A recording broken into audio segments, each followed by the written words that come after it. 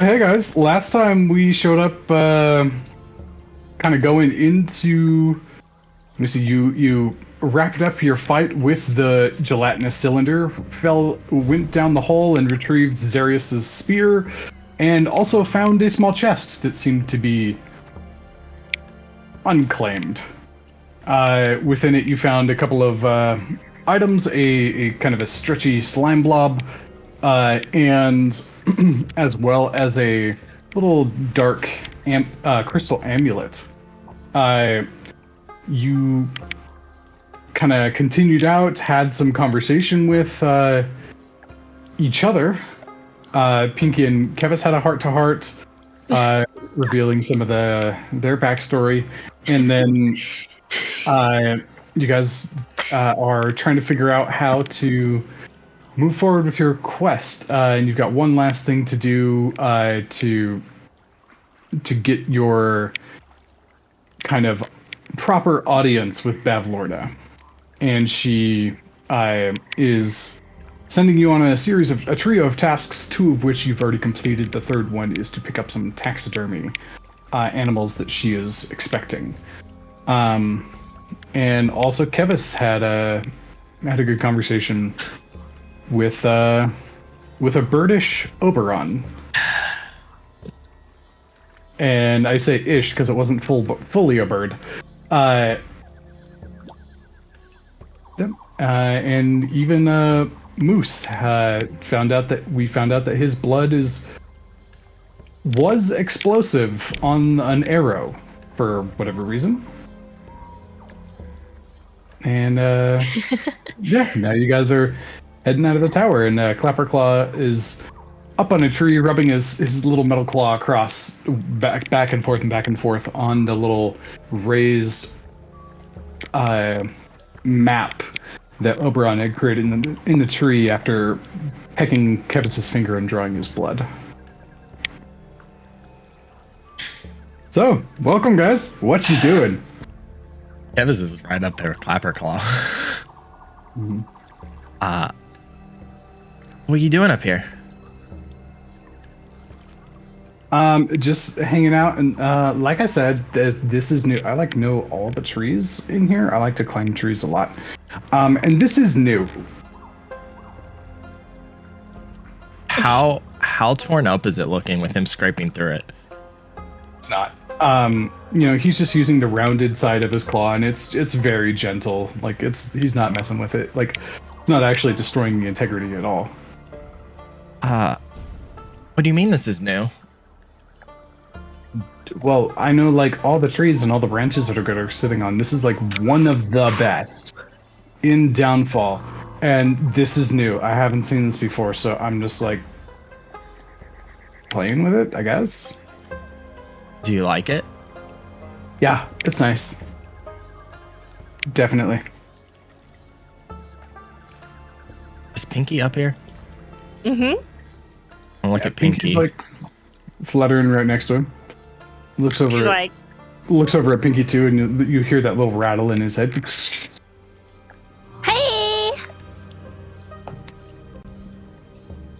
He kind of gives you this like top heavy like wave because his claws are really weightious. When I look at this thingy that's on, is it the same map that Kevis showed me? Yeah. Okay, Kevis. Like Clapperclaw. Do you want this fixed? Oh hey man, new is cool. Same is boring.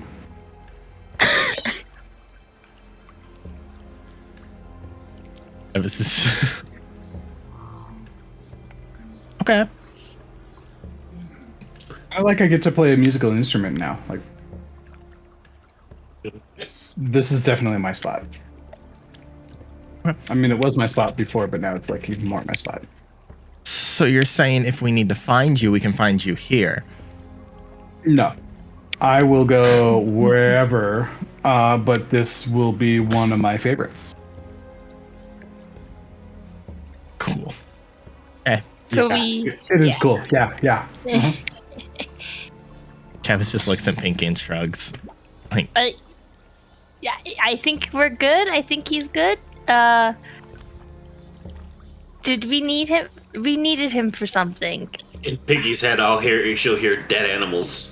Oh yeah! Oh, who said that? Kevis just looks at Pinky. You good? I might be hearing things. I'm good. That's reassuring. Okay, Kevis gets off the tree. You know Don't leave me. that it was. Yeah. You know that it was Eli that spoke to you. How did he do that? I've spoken to you And- a couple times in telepathy. And you're like, that's kind of weird. And Eli, you hear in your head, that's kind of weird. Wait, what?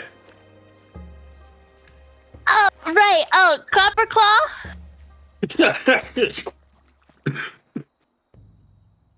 Oh, yeah, Oh. what's up? Uh-huh. Could you help us find a person who deals with dead animals? That's like a weird specialization. Yeah, so I figure, there'd only be like one or something around here. Yeah. Maybe. I don't know. Do you know who it is? It's like an accountant or something. Let me clicky click. But wasn't it they do like taxes? We need to find somebody who deals with dead animals, is what I know. It was taxidermy, Moose. Taxidermy. Oh yeah. That's I what don't know. I didn't catch a name. taxes. Taxes. Just that it's for bavlornia. Ew, gross out. I know, I kind of was gross. definitely, like, more excited before you said that. Oh, sorry. Just pretend you didn't hear that last part then. Okay.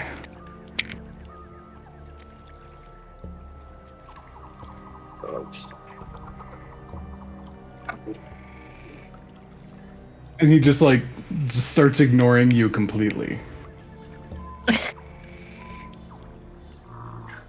Moose! Yeah. Could you talk to him? Hey, Clapperclaw. What's up, Big Red? How's it going? Yeah, it's pretty good. I'm like way bigger than you right now. I'm like way more high up. Well, I could fly higher if I wanted to. But you stay down there. I like being big. Okay. But then will you help us find these animals? Stuff for bavlornia? Well, we have to, our group here, we have to find them. Okay.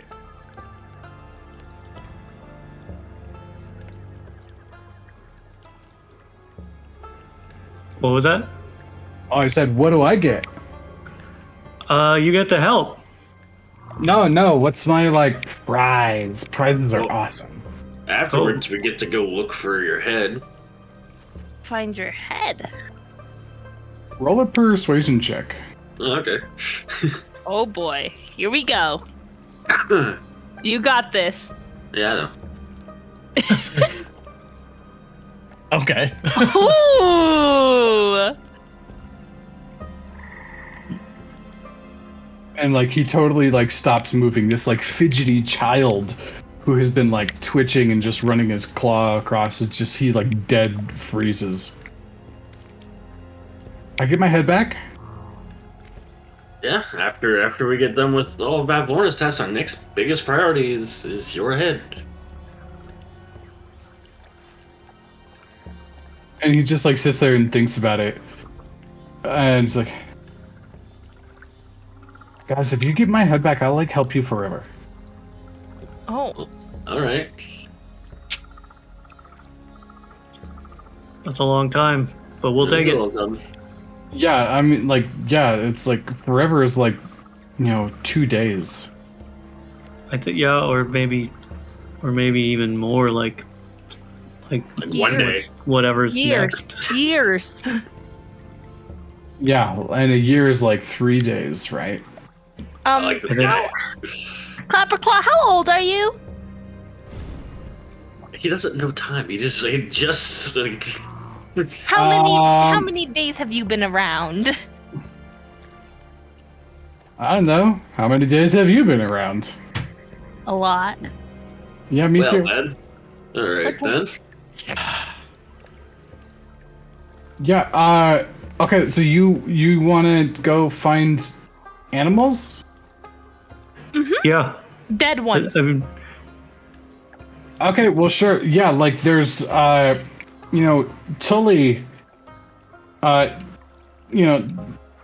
Tully, like, Spike Bottom? I think that's her name. No, Tully Thistlesit. Yeah, that's her name. Because she, like, sat on a thistle once and, like, got a spike in her butt, and then everybody called her that afterward. It was pretty great. And I totally did not give her that nickname, and she totally likes me. I see. Uh-huh. Yeah, so we could go to Tilly's house. She's like a hunter. Okay. So, like, maybe she has stuff? Oh, Kevis, you'd get along so well with her. I think. Aren't you like a hunter? Like you have a bow, you shoot things with it. You have a bow. Candace. Are you a hunter? Does Candace get along with anybody? No. let's go hunt down a hunter. Okay, yeah. And, like, Clapperclaw falls off slides off the tree and, like, lands very ungracefully, kind of just, like, falls into a pile. Then, like... You Oh, do shoot. know there's a branch you can go down, right? Like, just Yeah, how I yeah. did it. Yeah, this way's way more fun. And he, like, this way's way more fun. He, like, looks over and, like, his arm is, like, broken and, like, hanging off the side, like, oh, that sucks. And he, like, reaches into a little pouch that he has on this side and, like, kind of, like, stuffs new straw in there and, like, brings out, a new stick and, like, takes out the old one and then, like, kind of just, like, pinches it back up. And you see the arm kind of, like, restitching itself. And then... Okay, yeah, that's way better. Let's go. I'm waiting on you. It's a reminder. Yep. Clapperclaw. Yep. And he just starts running this way. Jesus.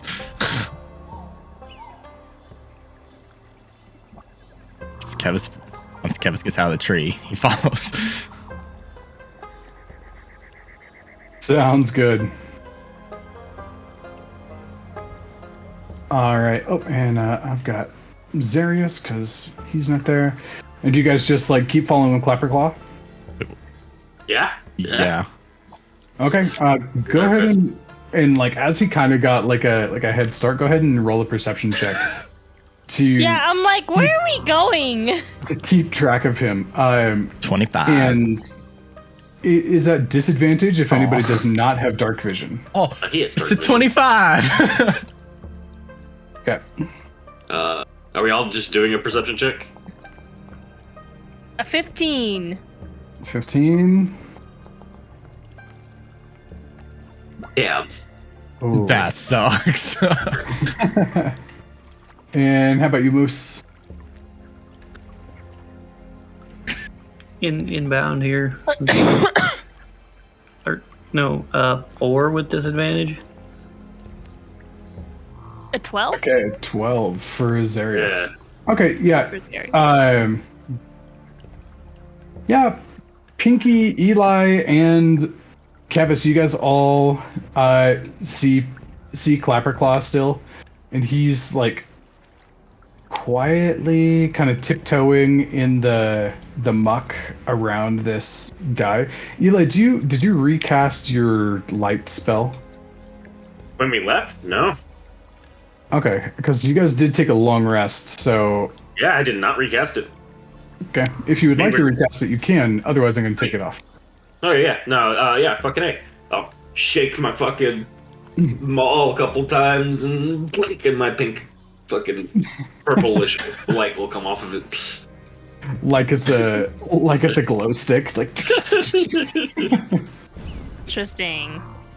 okay, and you guys see the there's a large alligator or a large crocodile and like a sleepy like bullywug kind of on the side here.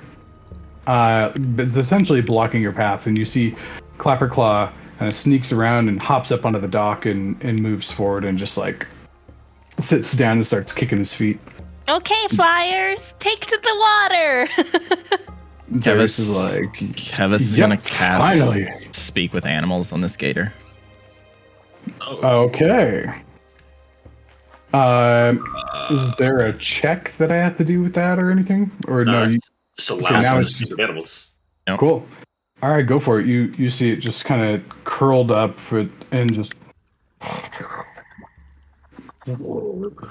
It's sleeping. Yep. Okay.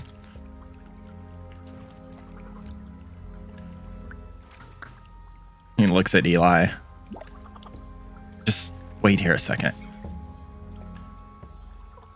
Let's step a little closer. Out of range still. But Okay. Are you trying to be stealthy or no? I'm just taking a step forward.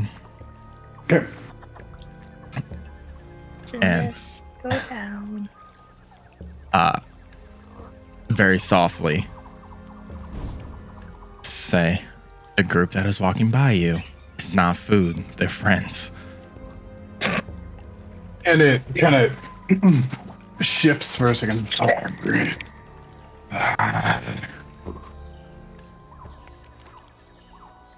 Roll a persuasion check.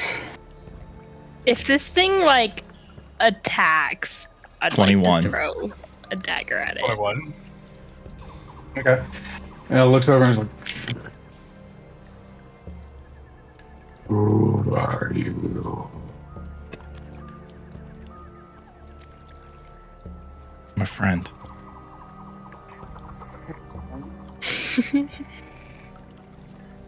A friend of the court. Yeah. You could say that. We're honorary members. I can't speak to him. I'm just saying things. I can't hear him. He hears a little bird chirping. No, I can't even hear the fucking alligator. I didn't hear shit. You just hear. Yeah.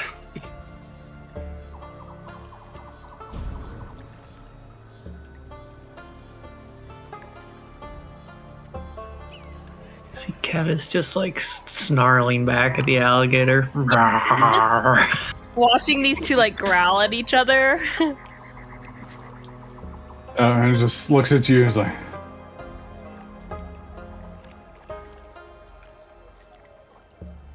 "Oh, good."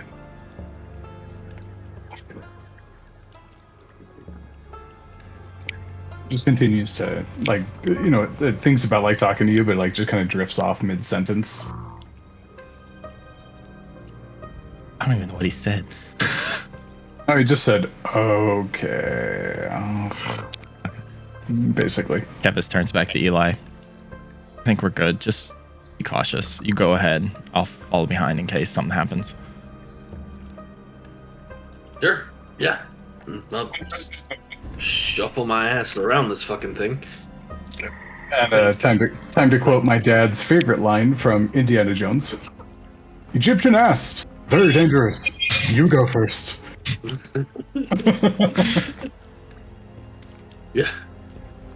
And I don't know. I'm gonna try to make it onto the. Is it possible for me to get up on the dock from down here? Yeah, no problem. Okay. Yeah. All right. It says, "We totally have to go like this way. But I don't know where a boat is right now. They move all over the place. So, Look to Eli. hey, Lucky bird for guy. you. Hey, big guy. Like, would you pick me up? I want to fly. That'd be awesome." You maybe just use the boat.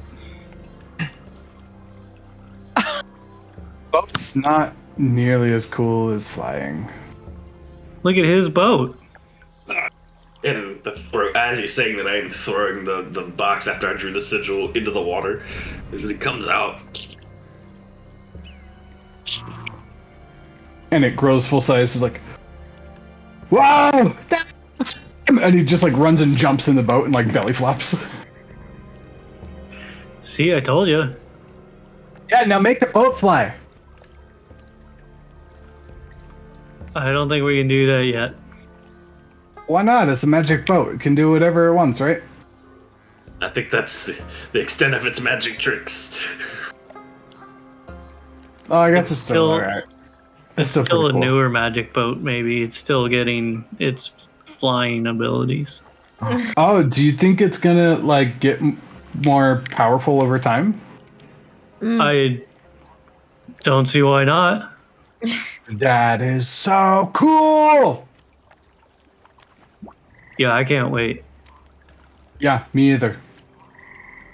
I'll train this boat myself. Well, you'll have to talk to Eli. What? I'm gonna train your boat, okay? Thanks. Yeah, go for it, dog. Alright, cool. Are we ready to go? And he like runs up to the front of the boat and like, you know, touches the little prow that has like a little curve and on the nose of it, and he kind of just pets it gently with his claw. Okay, next time you're gonna fly, and you're gonna like spread some wings and then just go. Okay, next time.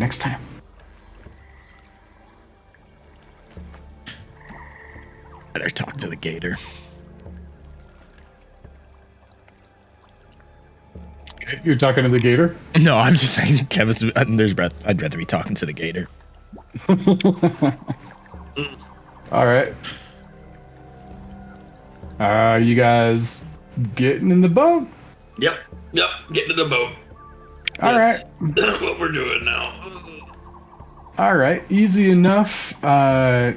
You know, Clapper Claw, like you get the mist is thick and it's dark up in here, and you guys are having a hard time seeing just about anything. And the whole time, Clapper Claw's like, "Yeah, over there. Nope, you're too far off. Go that way.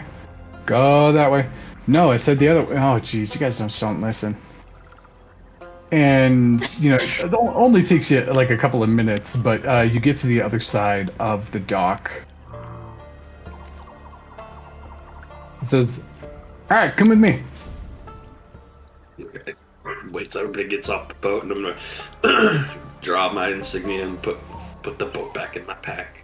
Okay, and he just runs forward again. Gosh, she's gone! Yeah, and grab or give me a perception check as he gets off, and he just like starts booking it, and he's easily the first one off. What's it? Yeah, I'm assuming And it's this It's an 11. This is still a disadvantage That's if they don't have dark vision, right? Right. if they don't have dark vision. Yeah, yeah, you guys are able to still see him, and he's just running along the road here.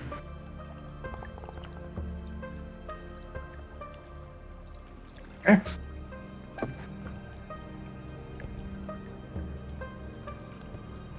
That was a 5. That's a 5. All right, Moose, you're able to keep track of your party, and that's about it. It's like, all right, come here. Moose? Where is Moose? He's behind us. Oh. Oh. That ambiance, though. Loud. Sorry, didn't mean to make it that loud.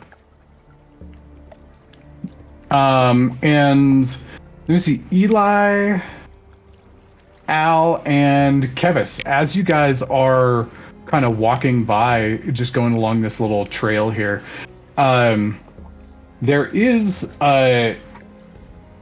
it's not ambiance, it's actually like there's music playing nearby. It's sad and sullen, and pretty, like,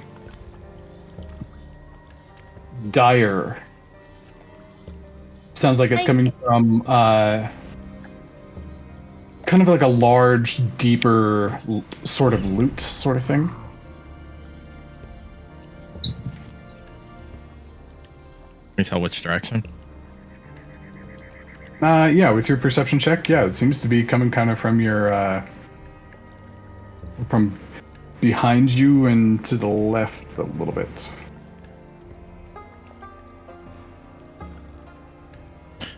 Kevis will kind of turn and say under his breath, "You guys hear that?"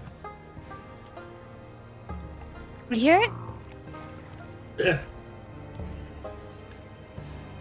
What? I don't know. Clapper claw near us? Or did he take off again? Thank you. No, he's nearby. He's just not paying attention. Kevis will walk up to him. Hey, do you hear that music? Yeah, Do you know who's playing it? yeah. Who's playing it? Want to share with the class?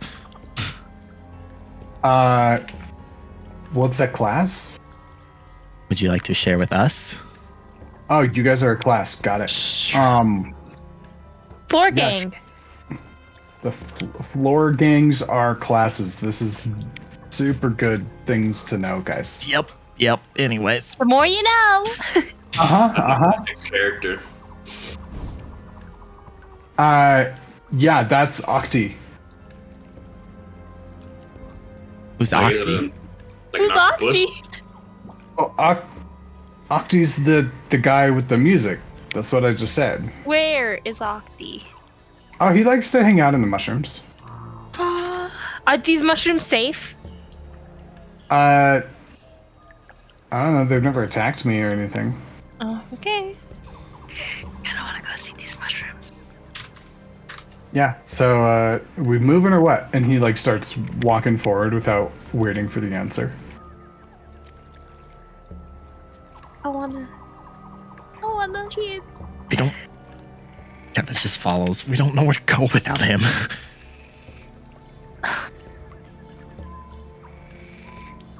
Fine. We can come You back. guys, you guys continue to walk, and the music kind of fades into the background. Like, all right, and then we go over this bridge. This bridge is not as cool as the other bridge, and like the whole time he's narrating, not necessarily, he's not like acting like a tour guide. It's just this guy has like no, like filter between his head and his mouth. And then he's like, this bridge isn't as cool as the other one. The other one has the talking heads. This one's just like water and wood, and that's pretty boring for a bridge. A bridge should definitely have something more exciting every time. At this point, Kevis lets someone walk in front of him because he's over with Clapperclaw. After hearing this narration. Yeah, anyways, yeah, we're here. Okay. Okay, Yep. I guess we knock on the door. Knock, knock, knock, knock, knock. And, you hear a, and there's actually like a little like wooden peephole, up in the middle of that, up in the middle of the door, and you hear a, who is it? Honor of the Soggy Court, the floor gang.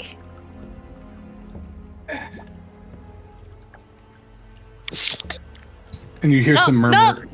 You hear some murmuring kind of like going on in the room behind you. Can we make out what they're saying? Yeah, could I brush Uh, my ear against that door? Yeah, roll a perception check.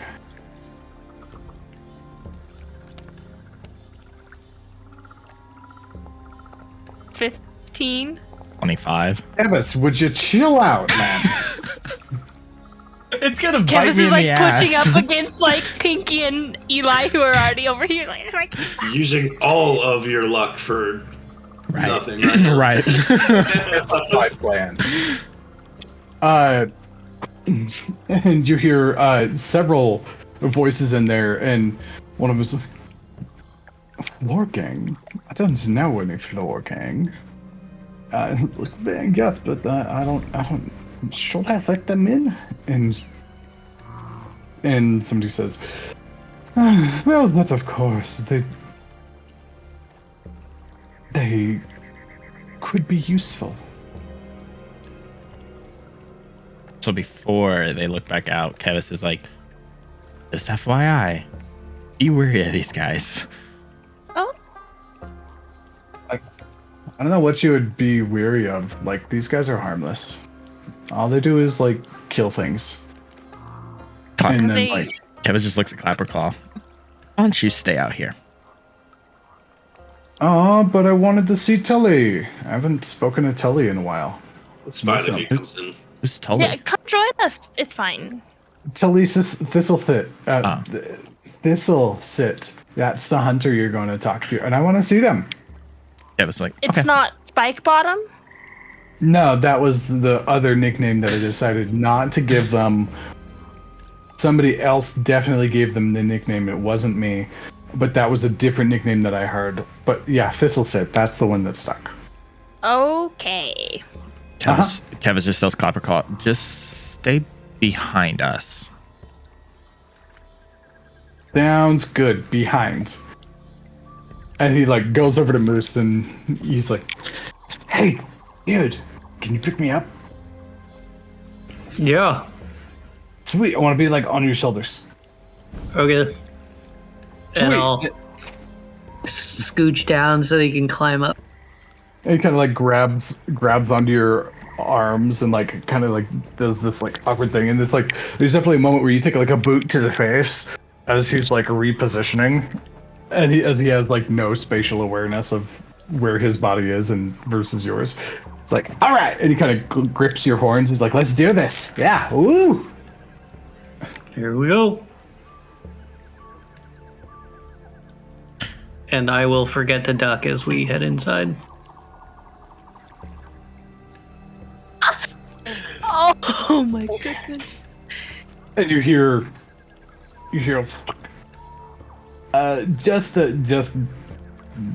just a minute. What's taking them so long? Oh my gosh, is that locks that are being undone? I mean, if they're hunter, they Hello. probably don't interact with people. Hello. Hello, and Oh well, wow. and the frog that just opened the doors, like looking, is kind of in like hunter's like leathers, with a bow strapped on their back, and like they're holding a spear, and they're like kind of like they're almost pointing it at you, but like being ready to do something. Hello? But, Kevis looks at him and be like, yeah, what are you here for? What do you want? Bavlornia. We're Just here says for Bavlornia. delivery for Bavlornia. To pick something up. Oh, okay. You're talking about the car. Okay, yeah, and he like looks around the room. Okay, yeah. We can do that, and goes and sets the spear like on the wall. Then comes back open and opens up this crate, and inside he like kind of like lifts out this larger. It's kind of like a long, squat.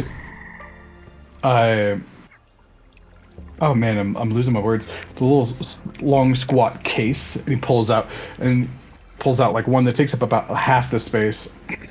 And he's like, okay, so we've got there's like 2 squirrels, a dove, there's 1 snake, got like 6, and the rest are frogs, like the ugly kind, the ones that we don't like. So you're here to like take these to Bavlornia? Yeah. Are you all hunters? There's a lot of you. And The one kind of sitting in the back, it's kind of like a more uptight looking, squinty eyed. There's like a white wig on her head.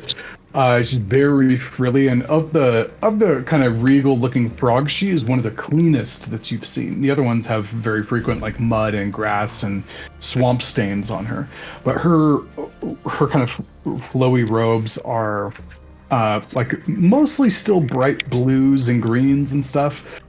Oh, and then and Moose, as you walk in, it is too short for you. You have to duck, but you duck for like your height and forget Clapperclaw's up there and like, and the gourd falls off of his head or off of his body and lands on the ground and goes, and from the hole that his head was sticking into a stick on to connect with his rest of his body, 2 silver pieces fall out. And like he stops talking and he's just like, I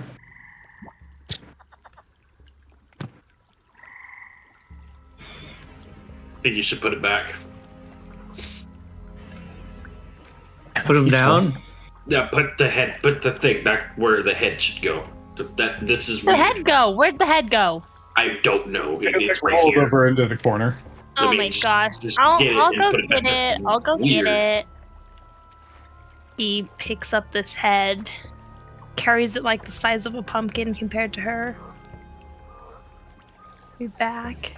No, I'll lean me and Clapperclaws over so he can stick the head back on. Bum! He's not expecting it. He's like, and then you put the head on and just kind of like jerk it around. And... Whoa! What just happened, guys? Oh no! You You died. lost your head. Again. Kevin's just shaking his head at the group. By the way, you dropped 2 silver coins. What? Oh, that's Are weird. those your coins? No, I don't know where those came from. Can I have them? I don't know. I guess you gotta ask whoever owns them. I don't know who owns them. Is the thing. Yeah, me neither. He starts Do looking you around the leave room. them And here? every time he moves his head, just with more presumably coins stuck in his head. And he looks over and he's like, "Tully, hi!"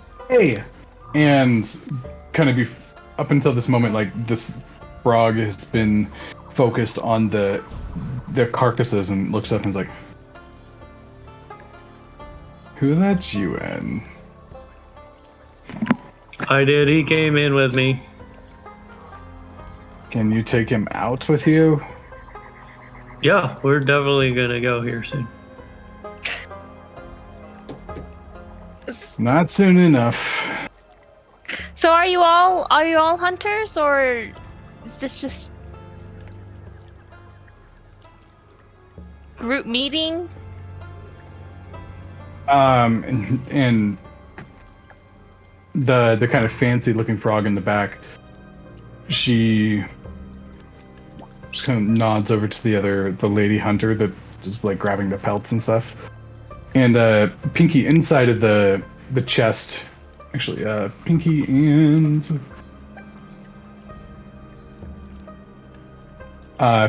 Kevis, you both see there's a heavy crossbow inside of the rest of this chest, and just based on your passive perception, 6 bolts, a hunting trap, and like a cape Oh wow! of moss. And like kind of some classic like hunter's gear is like laid out in this case next to the other stuff. And she says, "Yes, we are all hunters of our own right."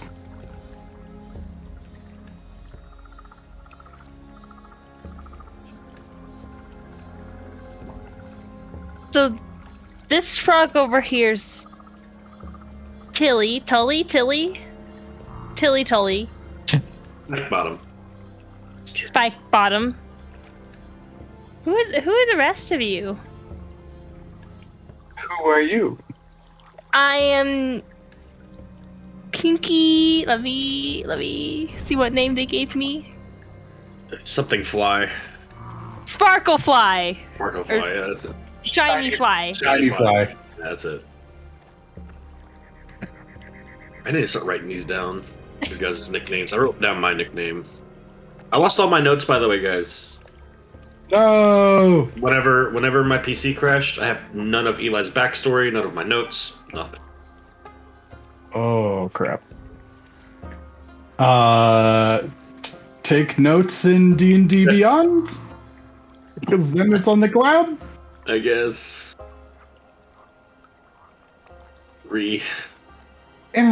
Pinky, pleasure to make your acquaintance. And how about the rest of you?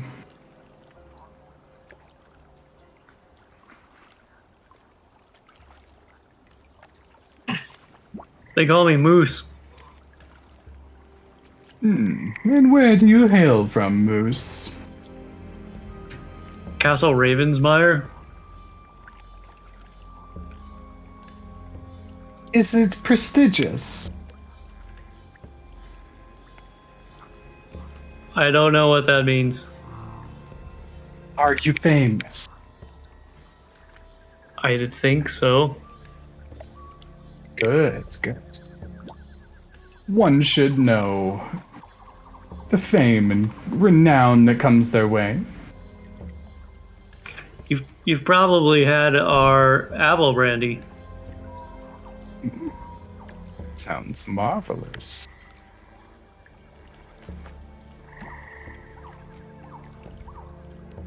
And the rest of you? I'm Eli Strangewords. At your service. Ah. Your title seems to match your visage. What is visage? Your look. You calling me ugly? I'm calling you strange. Yeah, that's fine. Good. I'm Zarius. Swift Fog. Yep. Whew. Jeez, where did I even leave his token? It is gone. Somewhere way back on the map.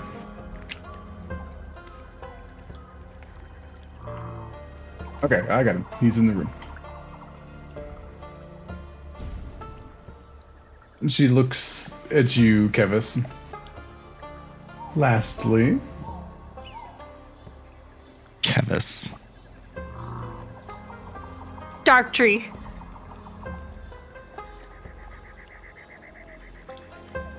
she looks at you and pauses for a moment.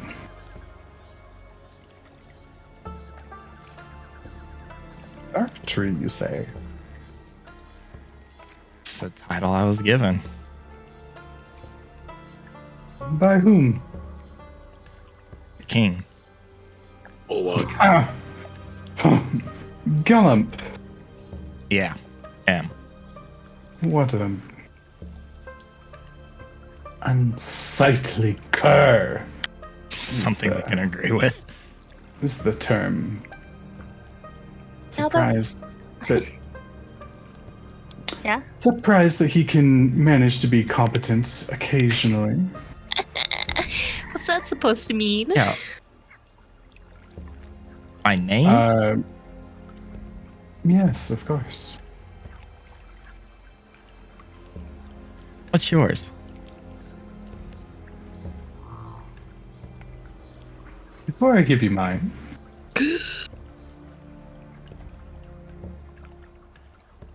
how do I know that you can be trusted? Lorna trusts us. We don't trust bavlornia. I mean, it's fine. It's fine. Believe me, Bavlornia trusts no one. I don't know. You can't trust us. What do you? I mean, okay. So we don't trust you either. By chance, Do you know someone by the name of Illic?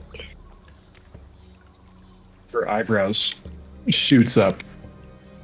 And where have you heard that name? The Baroness of Muckstump? That is the title that goes along with that name. And I want to know where you heard it. Around. Just sipping some wine, and it just came to me. She looks over at the portly frog that you saw last time. Oh, actually, that's not quite right, because I think I gave that portly frog a name, and this is not the same name. There's too many names. I have a lot of names. Yeah, you do. And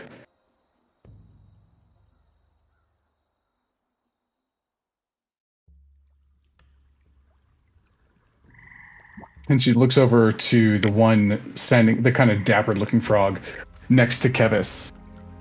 And she says, "Is this your doing?"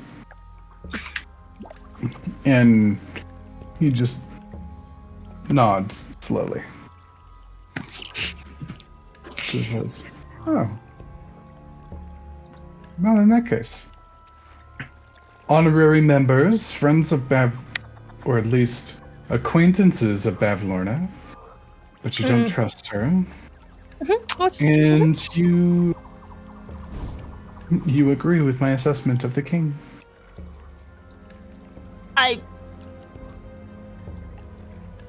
Kevin just stares at Supposed Pinky. Pompous ass.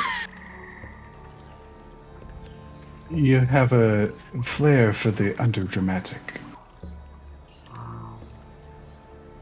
I am Illic. Huh? Looks kind of at Kevis. These are my associates. In reverse clockwise. Glorig.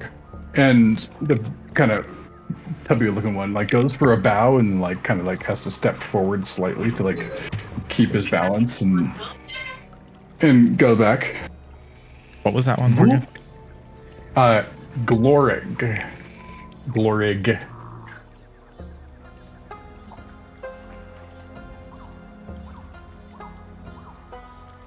Okay. Glorig. Voolp. Gulabek. And Grundlekrantz. Grumble Pants? Grundlekrantz. Oh. There's a couple that kind of snicker at the idea that his name could be Grumble Pants. And he says, "Bleh, that's not funny." Pants. Oh, you know what Eli's calling him?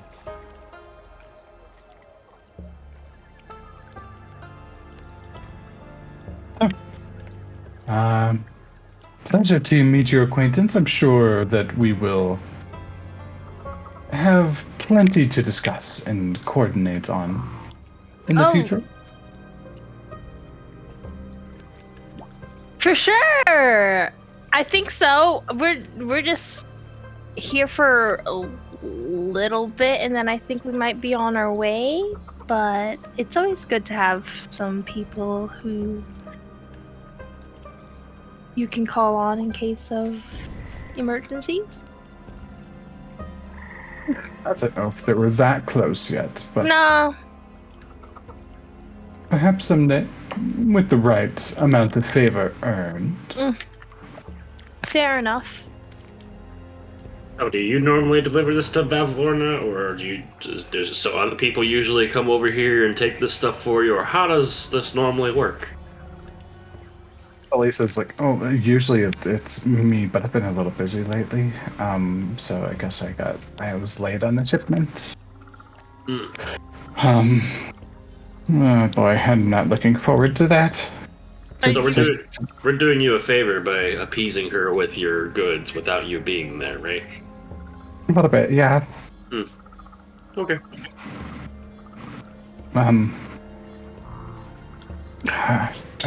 You are doing me a favor. Here, if by you doing this, it means that I don't have to get in trouble, and I don't want that. And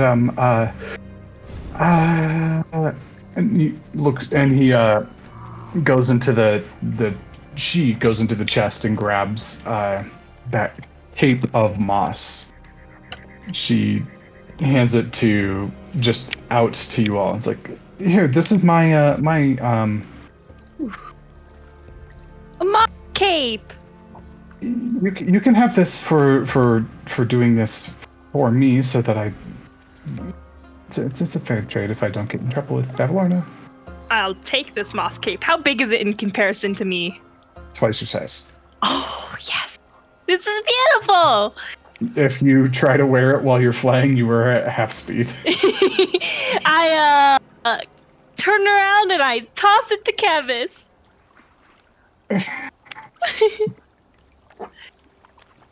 Size for Kevis. Yeah, it fits you just fine. It's maybe a slightly small because you're bigger than the frog, but not by much, and you could probably add on to it if you wanted. Kevis will catch it, fling it over, just like it's normal to him. You fit right in. Oh, I knew this was a good cape for you. Thanks, Pinky. You're welcome. Looks flammable. He looks at Eli, looks back at the cape. No. Stop. No. Yeah. Aren't all capes usually flammable? I don't wear capes normally. Don't know. Yeah, they don't go well with wings. Alright. Illig looks at you and says, well, thanks for dropping by. We shall see you again. Again. I'm gonna set clapper claws down and scoop the dead animals into my backpack. Nice! That is nasty. I love it. And then Clapperclaw just like runs out of the room. Oh, I will also take those 2 silver coins and just, I don't know, hold on to them for now. Alright, sounds good. Pleasure doing business. Kevin's gonna be the last one out. He's gonna Yeah. say something before he walks Oh. out. Okay. Kevis, what do you say? And it was the frog next to me that Aaron kind of motioned that he was the reason that we're here. Correct? Yes, that's right. Looking at him and then the Baron back and kind of between the two. So there's a reason you gave us this note. Why us? What are you trying to plan, and what does that note even mean?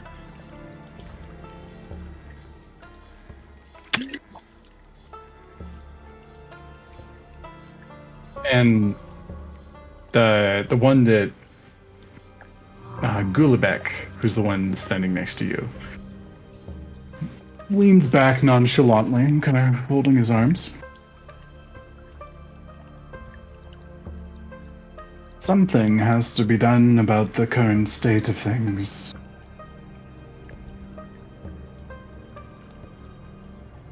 You're talking a revolution, an overthrow. Quite. But if you tell anyone, we will kill you. Your guys' business is your business. I could care less.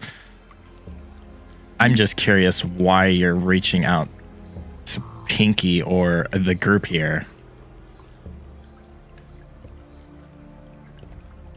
Powerful, unaffiliated allies may be of great use. And the Baroness says, and having the favor of the next regime could come in great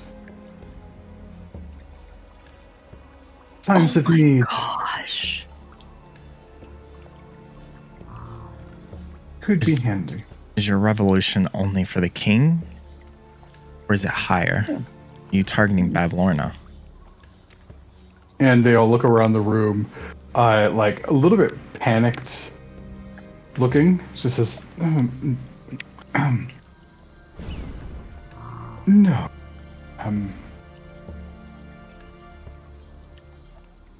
We would not want to anger her.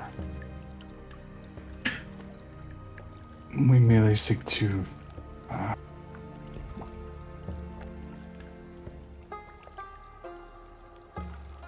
create a better society for us bullywugs.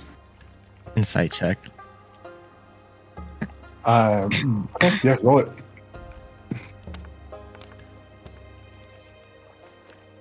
10. Okay, 10.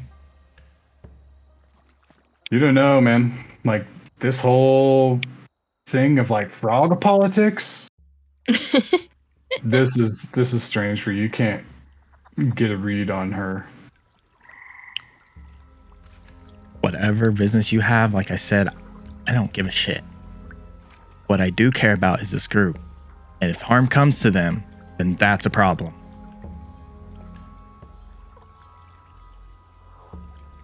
So, we'll play along with your little plan here. But that's not our main priority here. Those people that just walked out, that's my priority. And the one that hasn't really said anything yet, the one to your left. In this very sandpaper type of voice. Welcome up. Contact you if the need arises. Jonas just looks at him and gives him an eye. And then looks at the Baroness. Glad we're on the same page. So. Peace out? Did you just say peace out? Oh, walks out. Oh, I thought you said peace out. I'm like, wow. Just dabbing on your way out. Damn. Oh my gosh. Clapperclaw's over here, like, next to the river, like, forming a ball of mud with his claws. He grabs it. And throws it at Pinky. Ah. Oh my gosh.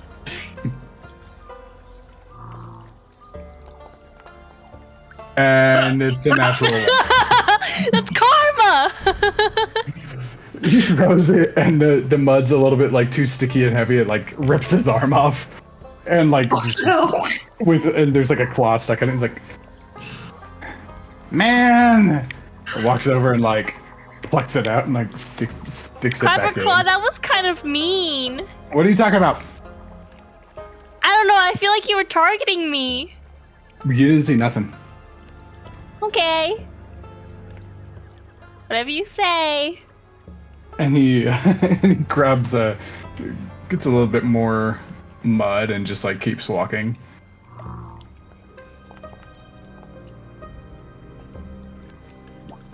And and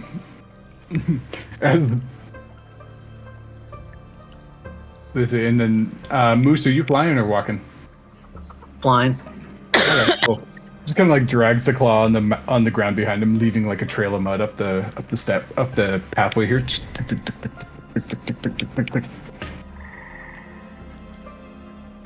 So, you guys are gonna go find my head now, right? See? We Yeah. gotta drop the animals off. Well, now hold on a second and hear me out. So as soon as we go and complete this task for bavlornia, then we have to deal with her and her next. We don't have no idea what she's going to ask of us, and if we agree to it, we may never get to this dude's head.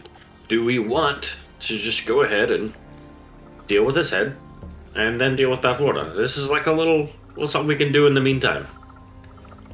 It's not pressing that we finish bavlornia's stupid task. Yeah, We have. that's true. We have. He But is she doesn't have to know that. Yeah, we'll just take the long way back. the way you think. He's flown away. Do we? He's That was gone. my next question. Do we hear that music when we start tracking back? Yeah, it's not the exact same, but it's kind of like, maybe another verse or something of the same song as it begins to kind of fade in as you approach. Give me a perception check. Me? Mm-hmm.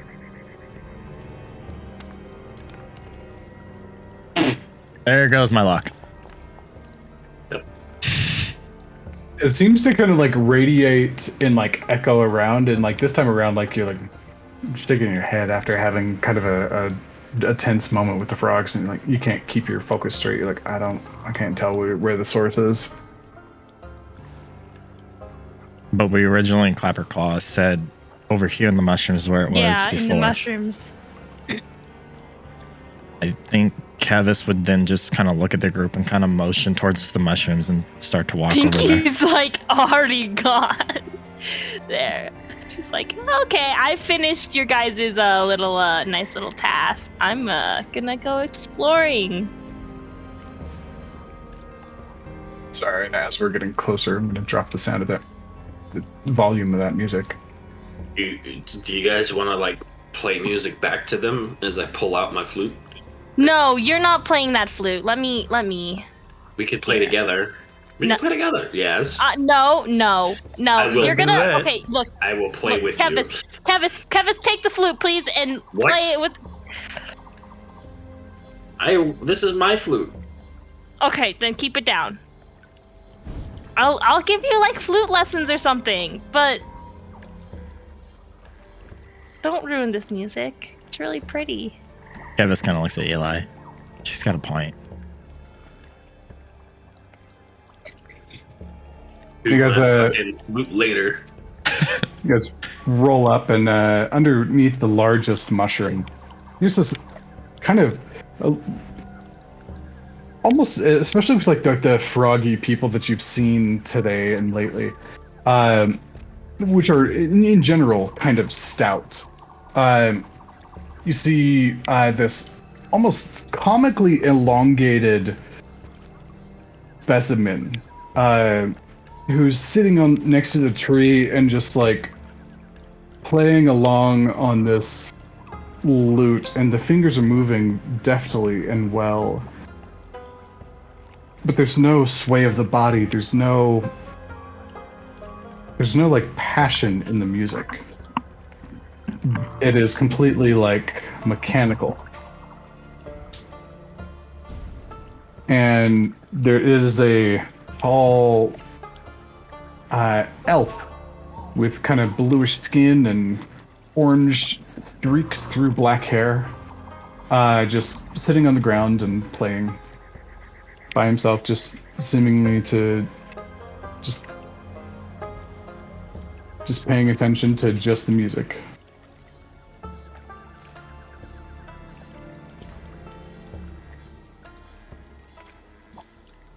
Kevis walks up.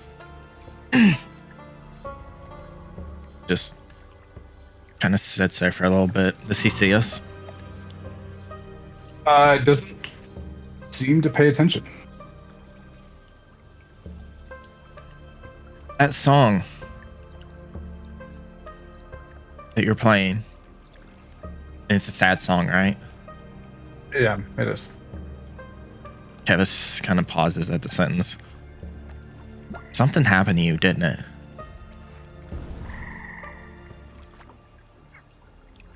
And he kind of slows down. His fingers continue to like kind of move, almost like on their own. The muscle memory just taking over.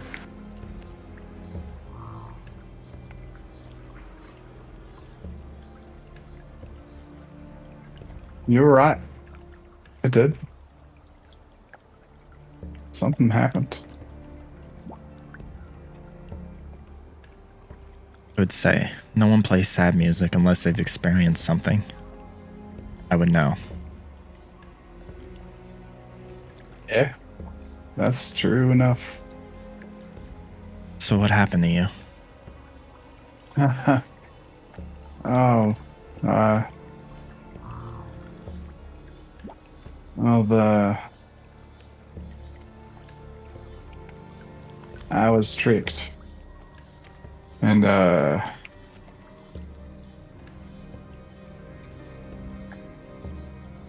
was trying to get over a broken heart. And I went about it the wrong way.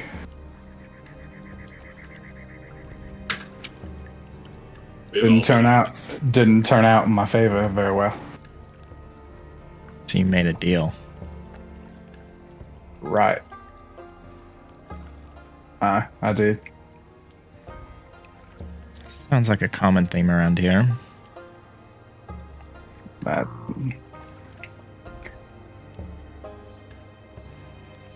there's two types of ways to grow in power. One is to work hard and reach for it and strive and get there by your own means. And the other is to take it from those around you. Give you one good guess and it You're a of vampire. what? Don't mind him. He has no social grace. Yeah. No, I'm not a vampire. Well, that takes away your cool factor by like 5. Well,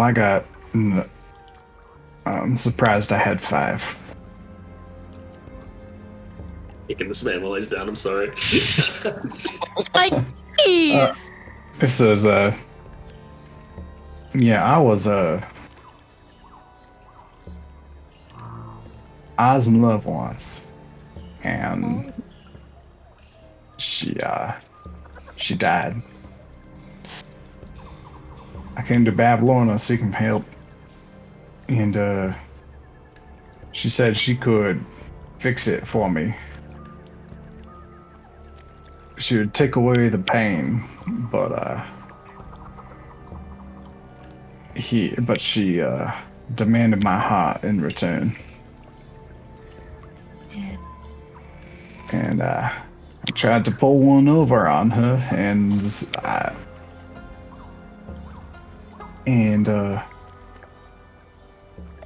but she found me and she collected her due. And he kind of taps his chest, and now all I got that's keeping me alive. Oh, is some ruddy old goat heart.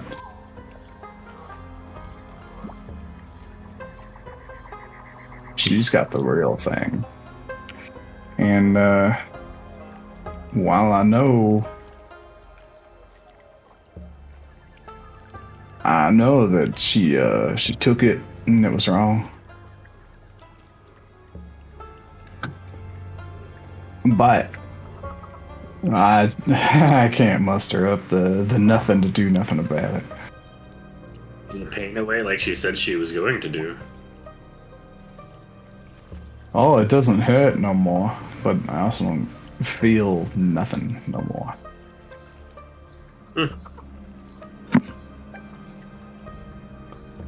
Not even this here music. It just something to pass the time. Oh, do you feel this? And punch him in the knee. No, you are incredibly weak. I didn't feel that at all. Well, okay then. You're right. You don't feel anything.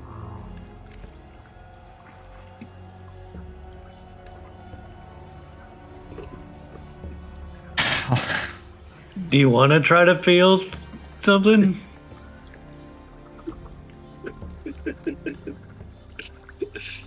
Eh.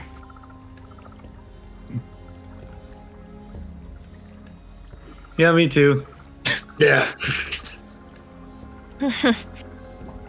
How long has she had your heart?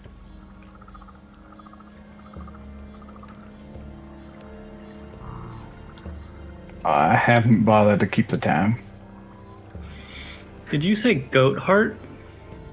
Yeah. That's the replacement. Does that like make you want to eat grass?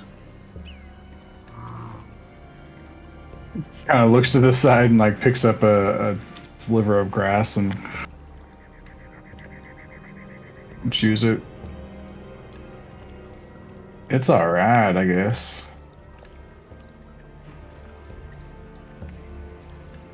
Interesting.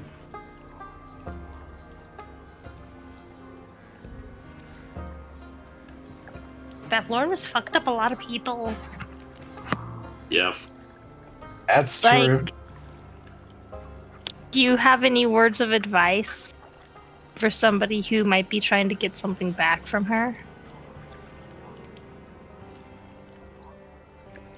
Whatever pain you think she's taking, just deal with it. She's not worth it. It's not Okay. an option for us. It's not my. I kind of just shrugs and is like, well, you Okay. asked. Yeah, I did.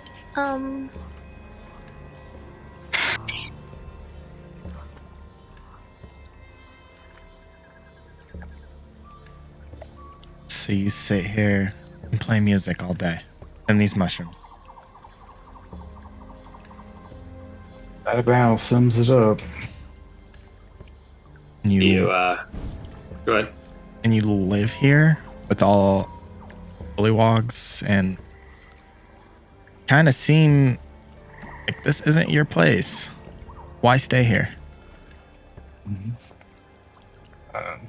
Can't seem to find the motivation to go anywhere else. So, I'll stay here, plucking at the mushrooms that grow around me.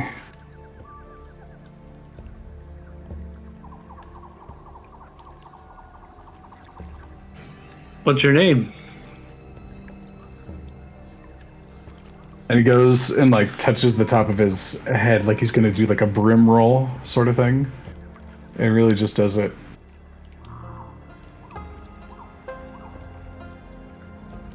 My name is Octavian Mariamne.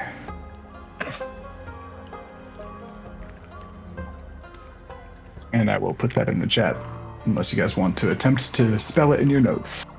I got it. I think I spelled it so good. Okay, I was really close. Octopus. Last name was a little rough, but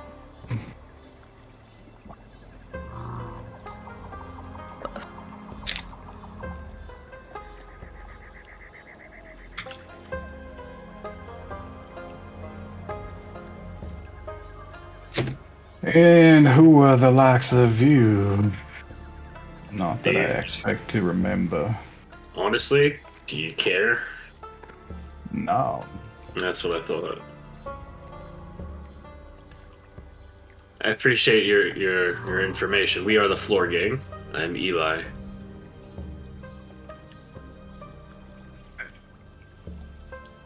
I know something or two about being a floor member. And he just like looks around like the space that he's sitting in, and he's kind of like nestled up like against this like kind of thicker woody barkish stalk of a mushroom.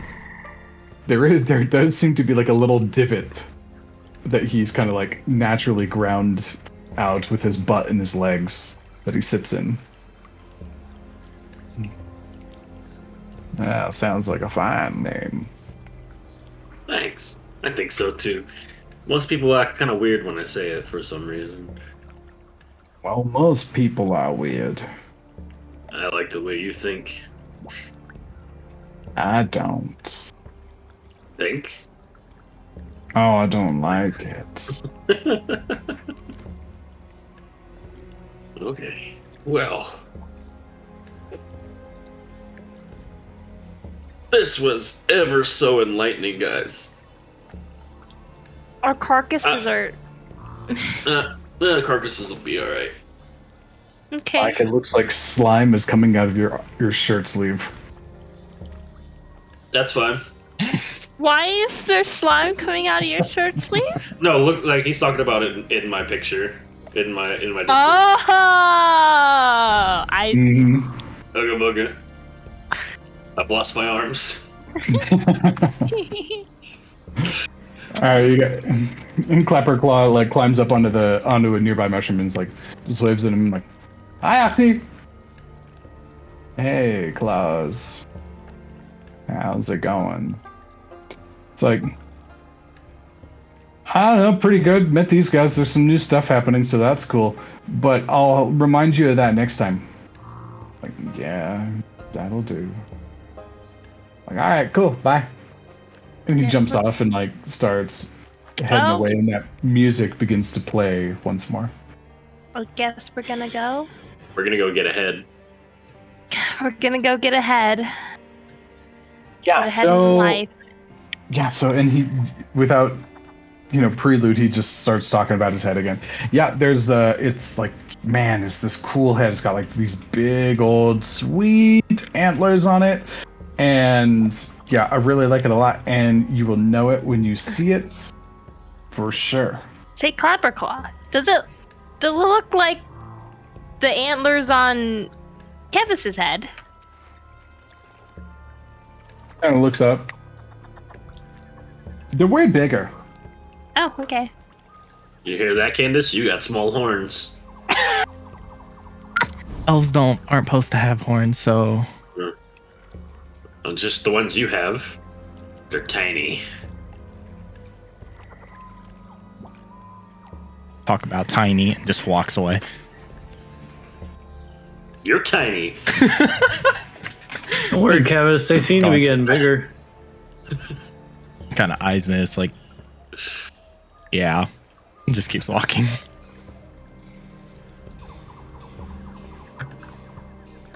All right, and you guys are able to go over and like make it to the boat and get across Yeah. just fine. Do we want to just take the boat out of here It might be faster. to Long Scarf? Yeah. Don't we need to deliver these things first? The question is, do you want to carry carcasses for 2 days, or do you want to drop off the carcasses and then head out? Yeah, that for sure sounds like a good idea to keep them in your backpack for 2 days.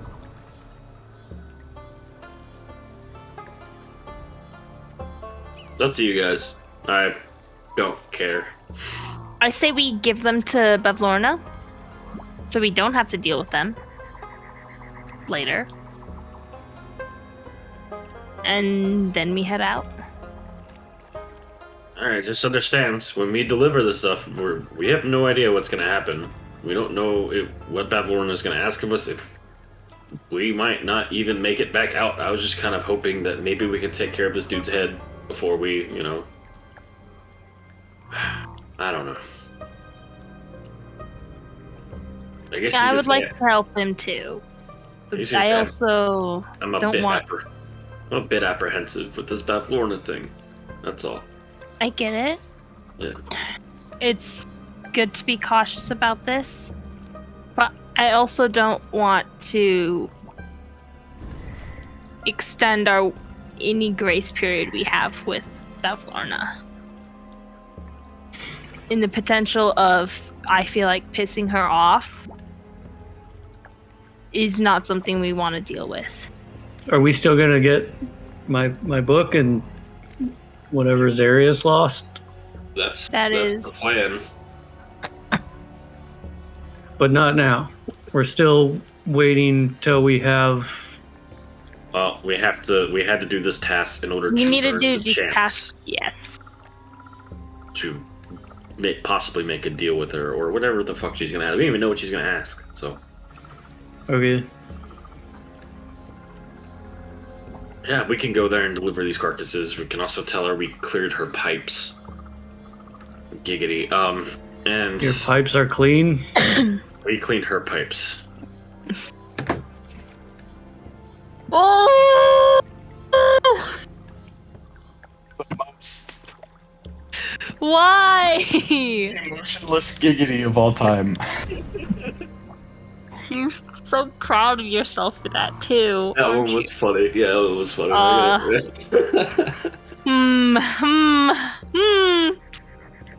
All in a day's work. Yeah. So instead of giving some head, we're gonna go tell her that we cleaned her pipes. Essentially. That's what we're doing. Yep. Cool. Moose and Eli are a bad influence on each other. Moose is just like, I feel like Moose isn't even aware of like the things he's saying. Eli is though, so. Yeah. Yep, it's the straight man and funny man. Yep. So go Bavlornia. Yeah, Clapper. We have to deliver This way. these skins and deal with Bavlornia for a minute, and then we are immediately Heading to your head. Okay, yeah, I'm gonna stay here. I don't go to her house. She That's fine. scares me a lot. Did she ever do something to you? Yeah, Is that then- why you are missing your head? pretty much. Well, no, like I said,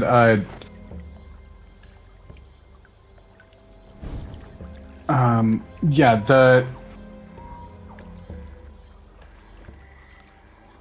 she didn't take my head, but yeah, she did something else. What did she do? She took stuff from our group too.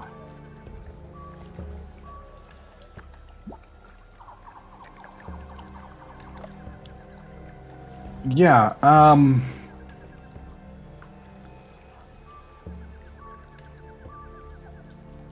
Maybe you could get it back. maybe. Yeah, she, look, it wasn't really her.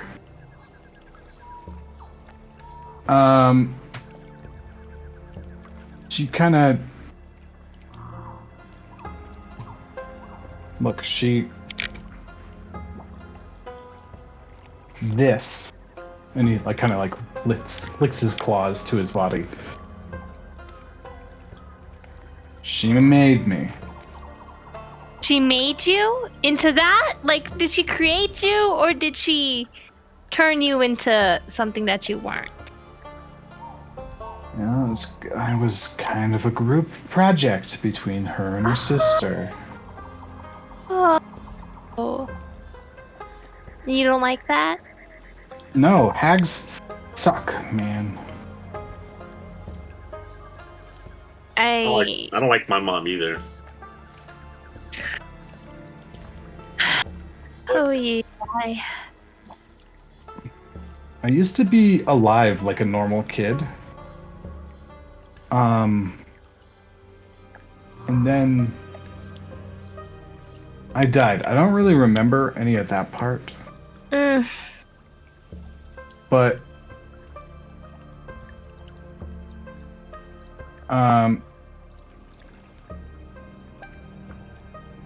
I was from Gehenna, and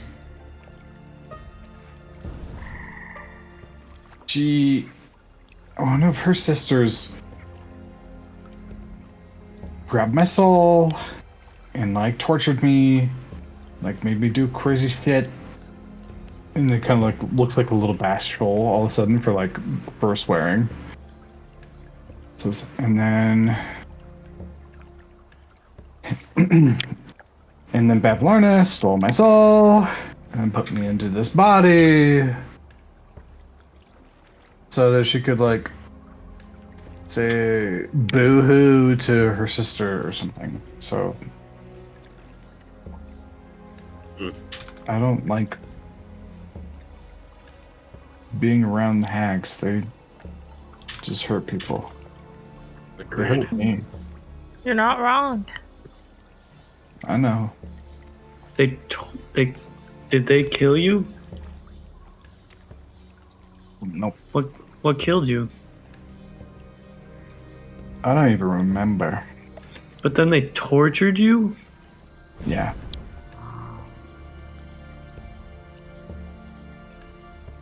I thought I killed And them then- when they were down.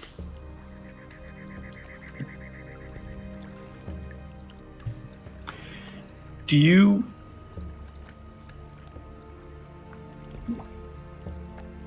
What... If your soul was freed, then you wouldn't be here anymore. Maybe, yeah. I don't really know how souls work. I guess I don't either. Souls are funny things. Mysterious.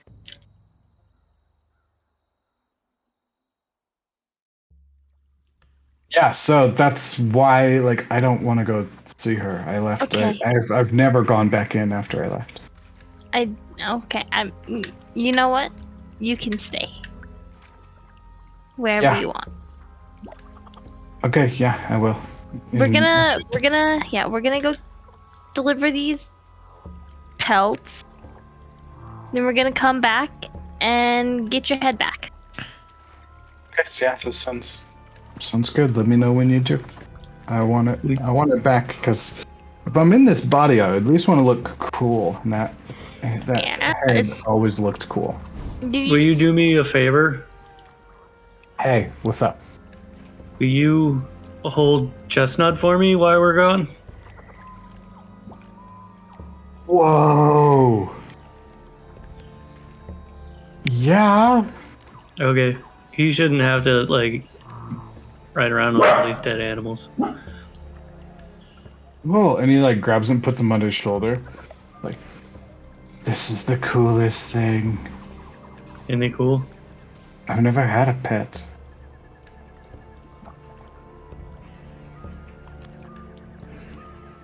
We'll be back. Yeah, okay. See ya. Bye. And he like Yes. runs off in the mist, and like on his way he kind of like runs his claw against like the scales of the crocodile, just and it like snaps at him, and he kind of giggles and runs away. You guys remember which way to Bavlornia is, by the way? Yeah. You Straight. do? Straight. Straight this way. This way. So, his head was taken by. Agden. Who works for Bavlornia? Ogden, or however. Agden. Right. Agden. Didn't Yep. the conversation he had was he gives the greatest treasures out of his bunch to Bavlornia? I don't think Pinky told you guys this. So. Was that not a conversation we had when Eli talked to him? No, that was a Okay. pinky only thing. Never mind then. That was a Never that mind was a then. Pinky conversation. Mhm. Retcon. You didn't ask shit. Nope. You don't know shit.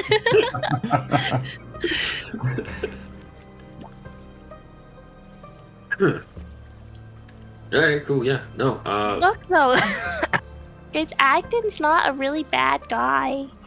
Like, sure he does bad things, but like, he almost killed us. Yeah. okay. Why are you sticking up for him? That's a point. He Strangely- almost killed us. Strangely, I don't think they were killing us. He brands people, Oh, he definitely brands people. But which is kind of cool. when I fell in that water, I didn't feel dead. I definitely blacked out, so I don't know. I could have been dead. I think Eli had to lose his armor for us to get out of there. I mean, Yeah, in I the guess end, that it was kind of based on worked that. out. Like, he's got that. Okay. But now he's got this Look. like super sweet Okay. new armor, which is awesome. Okay, so maybe what we should I feel like I can negotiate with him. With who? Agden. Okay. When we We'll lost negotiate you, with Bavlorna. when we lost you back there, where were you? What? Where do you think I was, silly? Were you trying to steal from the thief? No. Insight check.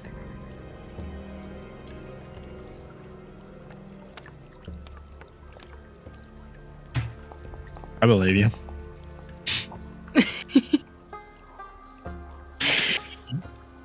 She seems honest enough. So, I know. Can I just ask a D&D question right here? Just so I know what passive perception. I've seen that work before. I've never seen what is passive insight and passive investigation and shit like that. What is when does that ever apply? Those apply in moments where, like, if you guys are in a room and like nobody calls out for like, hey, I want to check this thing out. It's like, how would you be able to like identify like a series of clues that kind of fit together? That's still okay. I mean, Also, Yeah, so it's more like putting the pieces together and when that will naturally occur, gotcha. rather than like you are actively trying to figure something out. I just had that question. I'm sorry. I didn't mean to interrupt. I was just curious. Oh no, you're totally fine, man.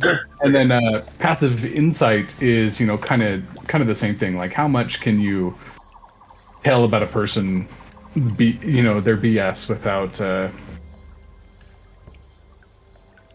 without actually having to call it out. Got it. Yep, and thank you for the reminder. Admittedly, I do not use those very much, but I probably should. Yeah. Yep. Okay, so you guys are all heading up to Bavlornia's again? Yeet. All right, you guys make the way.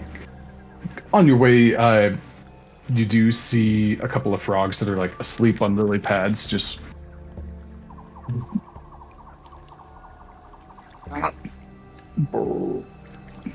the crickets and the creaking of frogs, normal frogs, giant frogs, and humanoid frogs all together. Hey, Candace, do you think that Bavlorna's gonna be asleep when we show up here? Yeah. A sec before anybody goes through. Probably not. What if she was? What are you thinking? go around her in circles. Like we dance in a circle around her. I wither shinned her last time. Oh, well, we're gonna do it again. We're all gonna do it. Maybe just one person isn't enough, and it needs to be like more than one person or something. See the thing to make you go up? I do. Yeah. I don't see it. Me and Eli That's made it up. peculiar. All right. So as you guys kind of go up the rickety staircase, kind of like swaying back and forth and creaking, like just old, strained, not structurally sound, warped wood. And you guys go up to the trapdoor and like kind of force it open because the trapdoor itself is like kind of like askew. You have to push it against it just a little bit. It's not locked, it's just stuck. Let's go ahead and take a break there. All right, so you guys all get back into Bavlorna's cottage, open up the door, and you feel the too humid air inside of this wooden structure, and you come up and it stinks of bog water and something tannic, something that kind of like stings the inside of your nose and the back of your throat, like the remnants of the gelatinous cylinder that you took care of earlier. You walk in and Bavlorna is laying immediately kind of in front of you, just like soaking in the pool. She looks up at you and says, "Nah." I must thank you for taking care of. Oh, Oh, And her previously cracked skin is no longer cracked. It seems to be well humidified or hydrated. That's the word I was looking for.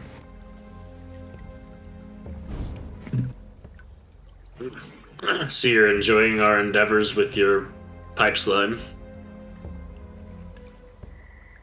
This is much better than it used to be.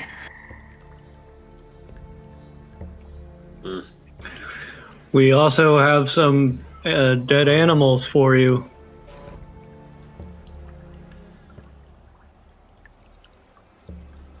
Excellent. And she kind of leans back, like upside down, essentially.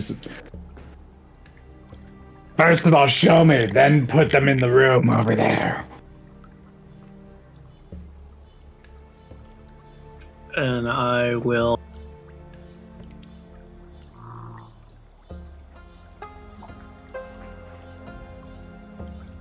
Only her. Oh, she was referring to this room, by the way.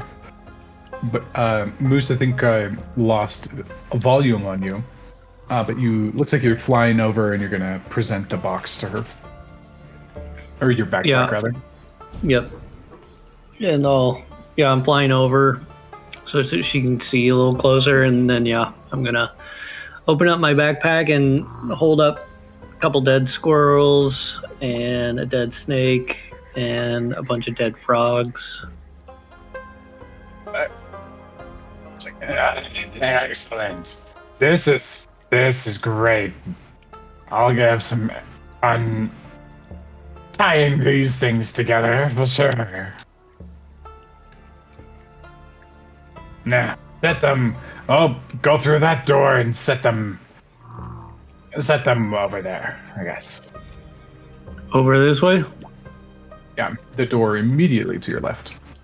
Kevis will follow Moose to that room. And Okay. I'll kind of fly around bavlornia here. And then fly back to... Yeah, guys, it's over this way. You don't have to, fly over into the pool area here. But, as long as you get back over this way, then you'll be fine.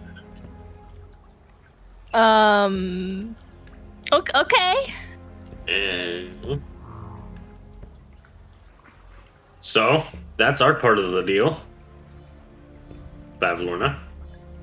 And you guys head off into the...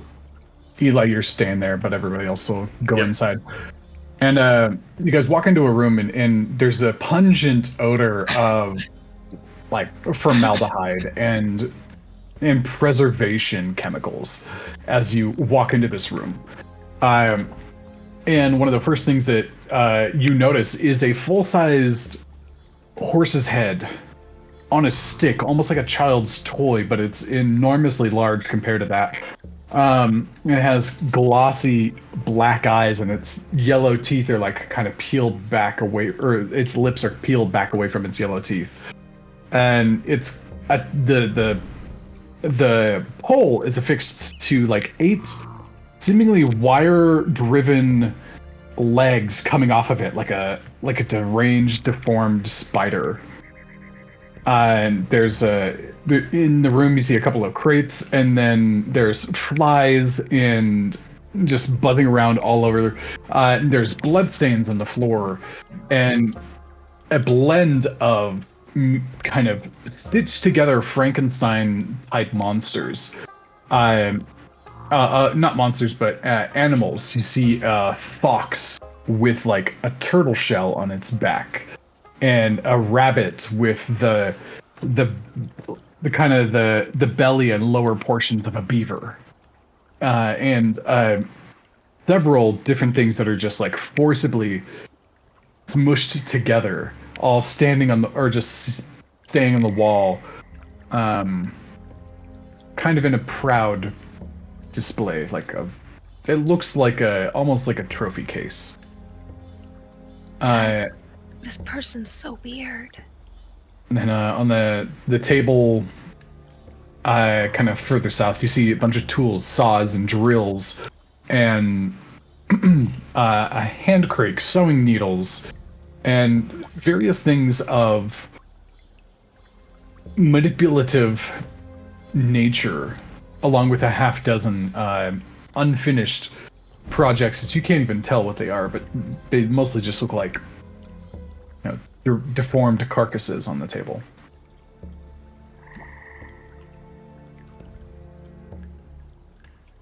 Well, this is kind of crazy.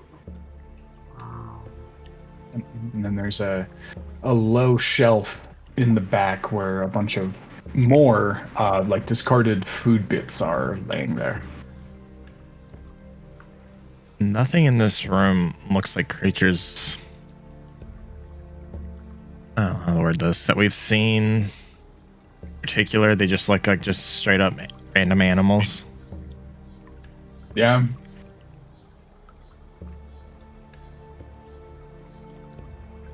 Yeah, this is very uncomfortable in here. I'm going to empty the backpack. Not the whole backpack. I'm going to take the dead animals out and set them on the shelf with the other animal parts. Yeah, sounds good. And just kind of, this is the workstation is the area below. Down up here is like the display shelf, and so you just come in and dump them out. Yep. Okay. Anything else, or are you guys going back out? Kevis is walking out.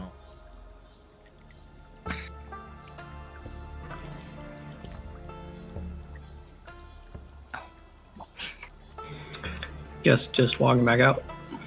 All right, that's good. And I go over to the pool and wash my hands a little bit. Oh my god. Sounds good. You're able to reach down and get some and wash it off. Refreshing, right? It's quite a hobby you've got there. I know. I'm rather proud of it. Keeps me sane. Haha.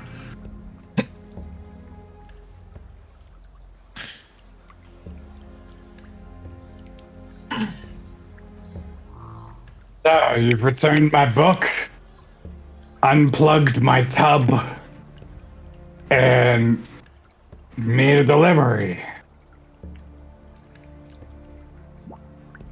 Alright, We're pretty good at stuff. let's make a deal.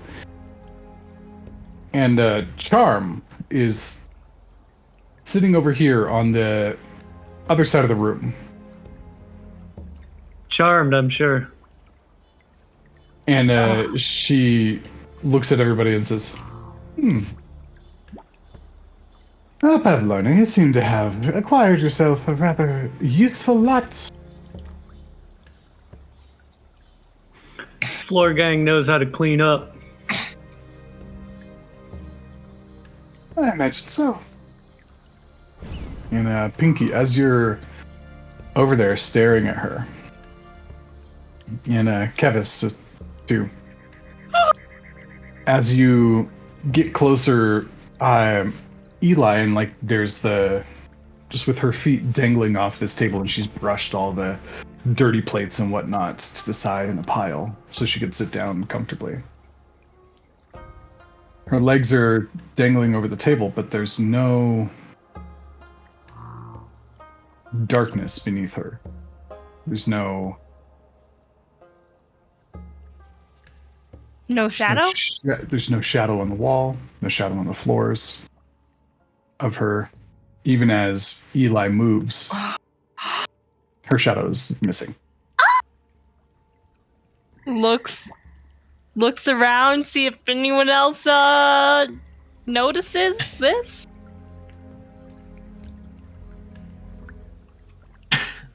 Oh, okay. Kevis will. He just won't.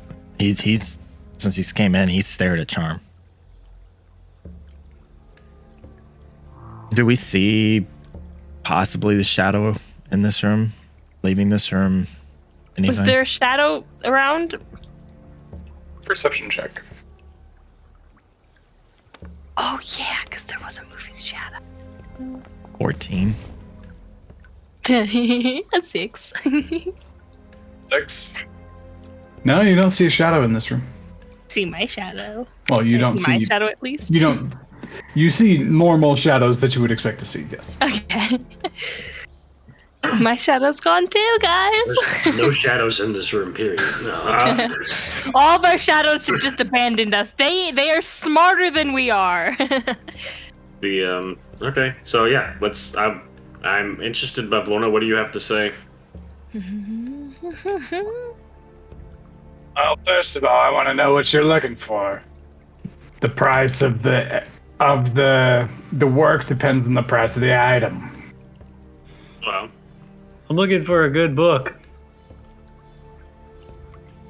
She looks at you.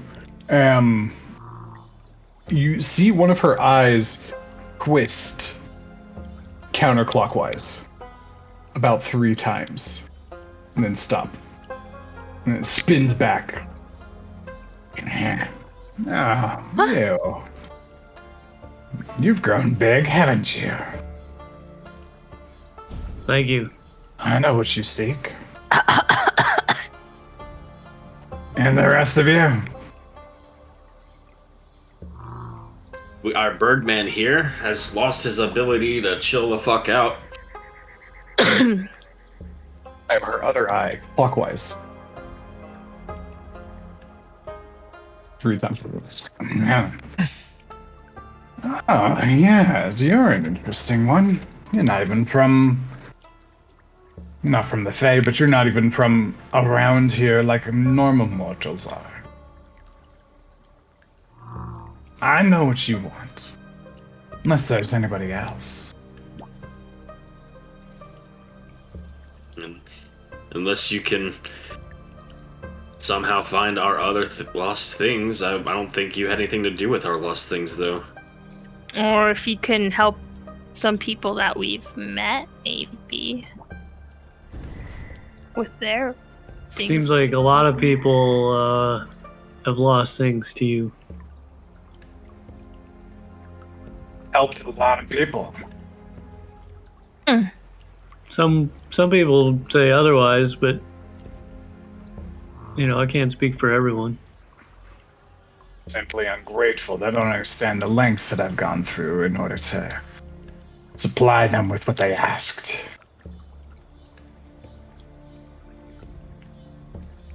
But if there's something else that you would want, we can price those out separately.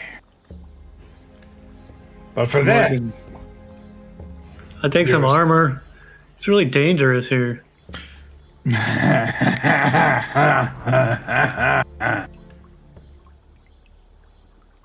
What have you got to trade?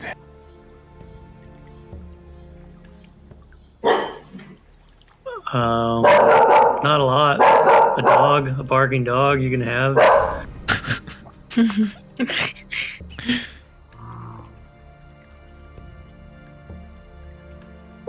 I've got some pixie dust.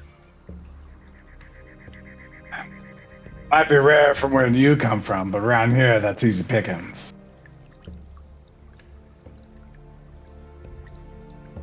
How about this? Start off with what we're, Get those 2 things back. Need you to run an errand for me. My sister over in Thither. She took a picture that I want back.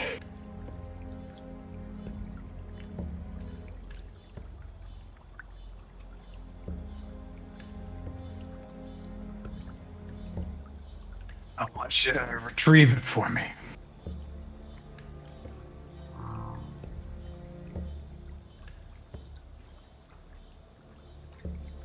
How big is it? Few feet across, couple inches, a couple feet high. It's a big picture. Yes, it is. Which one of your sisters stole it? She says it with, like, this dripping hatred. Yeah. Mm. Oh. Well, what a coincidence. We were gonna pay her a visit anyways. Let's see what we. You won't enjoy yourself, I can guarantee you that. Fair enough. So, here's an honest question. How do we get from hither to thither?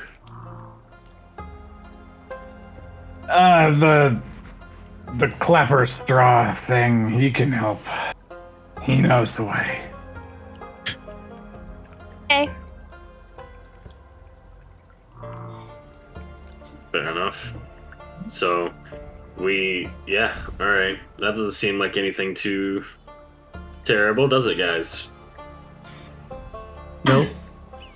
And you don't have Aw. any armor to get us there to keep us safe, so we can return your picture.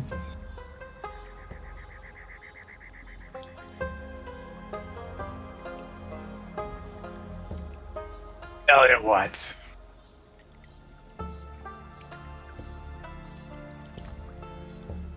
One more little chore.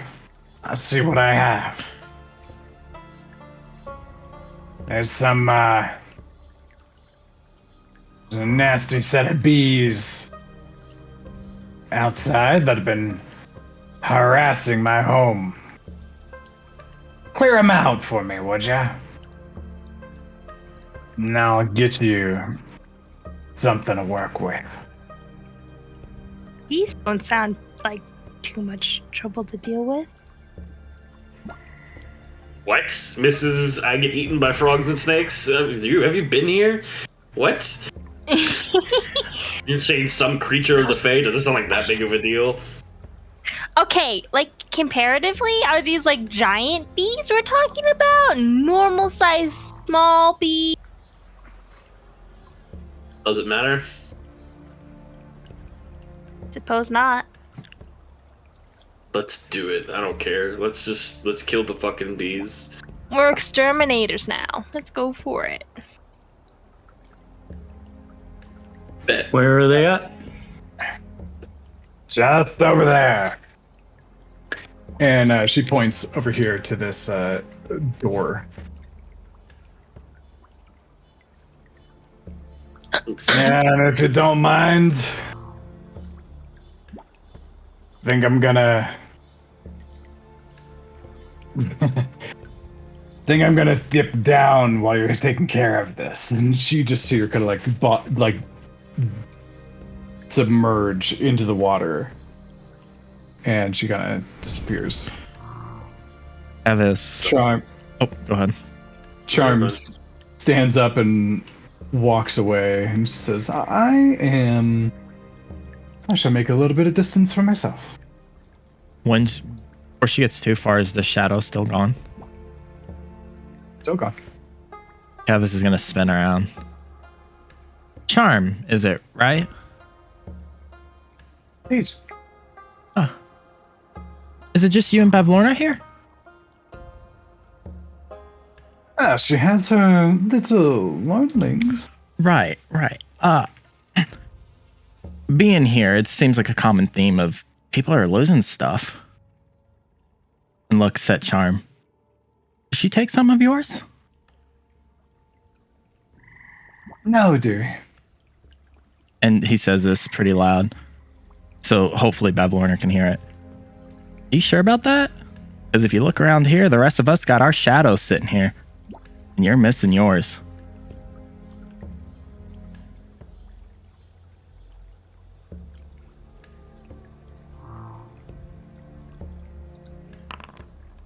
Oh no, I heard dice. Kevis is poking around, thinks he should in.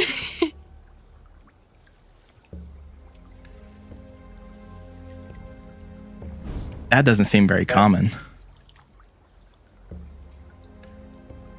And just a minute. You're good.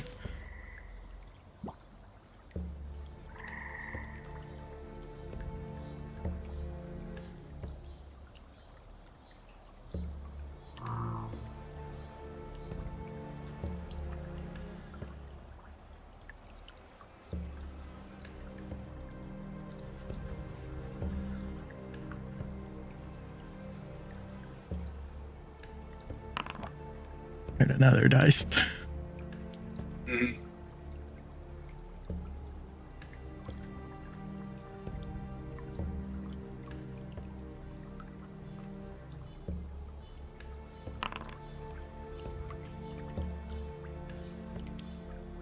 Like the fact that I'm hearing all these dice? You're scaring me!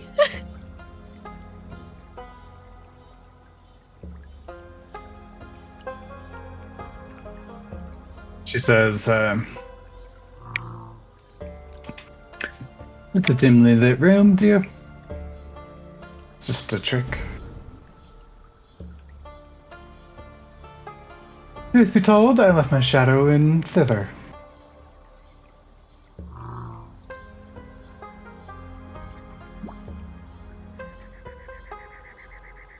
Insight check.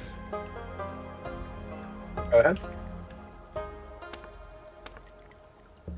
You're joking me. It almost rolled to the 13.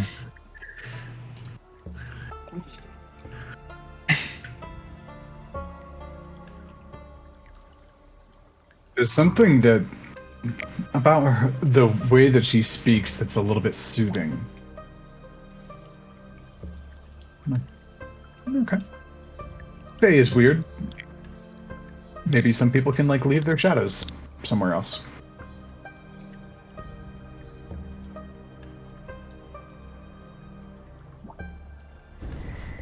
When you say soothing, is it coming off as like magical per se? Or just You just feel like she's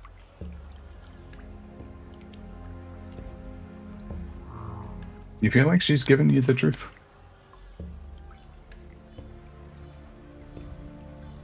interesting. That's right. The Fae isn't always what it seems. Mhm. The shadow may be here, I guess. May not be. It's just interesting. There's two of you. You can split your shadow, and that's pretty cool. I agree. It is a gift. Well, it was a gift. So it was stolen. That's No. why you left No, it in no. thither. No, you misunderstand. This ability was given to me. I had other tasks to take care of. And I left my shadow at home to handle some of them for me. It is terribly convenient. Efficiency. Indeed. Alright. Interesting. And Kevis turns and walks off. She just takes a sip of her tea. Off to kill some bees then? Oh, we're off to kill some down here? Fuck yeah, let's go kill some. bees. Let's Yeah, go so you kill go- some. Okay. You go outside and you go out that door and you're kind of surprised that it's a door that leads straight to the outside and there's like a little landing in front of it and then the stairs go up and you're staring out over the lake, about 30-40 feet in the air, staring out at kind of like the murky shoreline that you can't see too well because of the fog. There's still the sounds of bees and bugs and frogs croaking. And you look up, and about 15 feet worth of stairs above you, there is a large mass of wax and just like this gooey, like dripping honey that is just like So guys, just like dripping down the stairs slowly. I don't know about you, but I think there's more than just a few of these things. Anyway, before we head out, I just wanted to cast armor baggages. Go for it. Yeah, awesome, thanks. Give you ice shield. Yeah. Yeah. Or anybody that might not know that spell. Plus, it's Eli's first time Yes. casting it. What's it look like? Just hang on my chest and you'll see, just this crystalline, crystalline armor kind of appear around me in like this purplish aura, and it kind of glows. Wow. Some of the keys get lifted up and like start pointing outward inside of the little ice crystals. Mm-hmm. Neat trick. Thanks. Where'd you learn that? What do you mean? Where did I learn it? When did you learn to do that? A while ago. You just never thought to, You use just it? never thought maybe, it'd be nice for you to have a little extra padding? What are you talking about? It wasn't necessary up until this point. Wasn't necessary when we were fighting the Snake Man. Or maybe the giant? Honestly, I don't remember the Snake Man much, and there were more important matters than... Because I wasn't being hit by the giant. Let's be clear. Fair. Alright. So, we dealing with some... You know what? I'm just gonna... We all going through it all at the same time? I can take the lead if you want. I was gonna I say, would love you to take the lead. is there anything Beautiful. else besides the honey that we see on these stairs before we go down? You're going up. Oh, up. Okay. Roll a perception check. Oh boy. But also, Pinky is like hovering because she's not touching this honey. 18. 18. Yeah, you see like what the wax of this like buildup is kind of covering a door.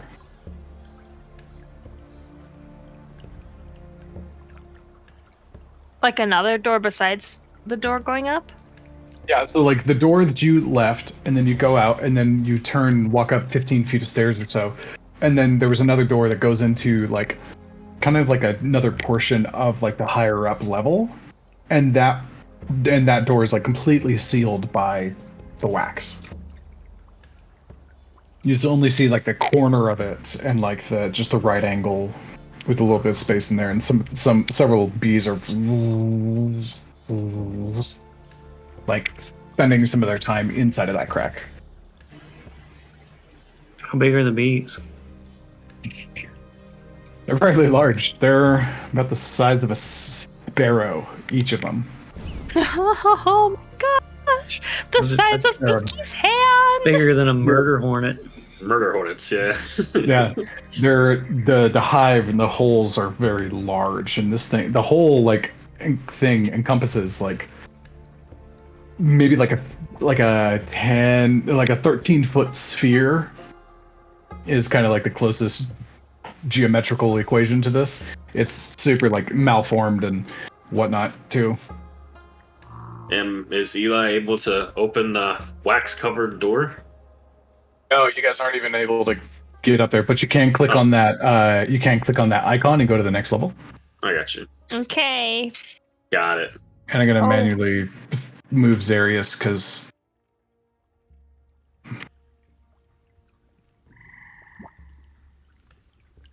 So we're blocked by what? you are blocked by this like yellow stuff here. Mhm. That is the hive. And there's really not much space here. Can Like Pinky? it's pretty much like only two of you are able to move up before you like touching the thing. You only have a 5-foot space or 10-foot space leading up to it. Can Pinky fly like kind of over this edge? Yeah, no problem.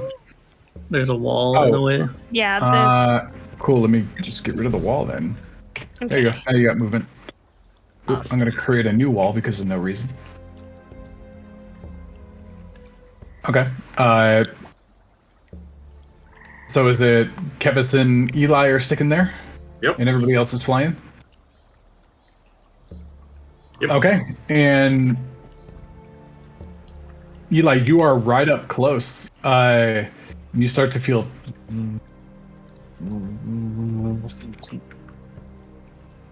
one of them lands on your face. Kevis, talk to him. Did you talk with animals? Saw you do it to the crocodile. That was Yeah, a you talked while to the ago. crocodile. Yeah, I can't do that right now. Just What whack do him. you mean? You don't like bees? Just whack him. No, I don't like bees. They're not You're the gonna greatest.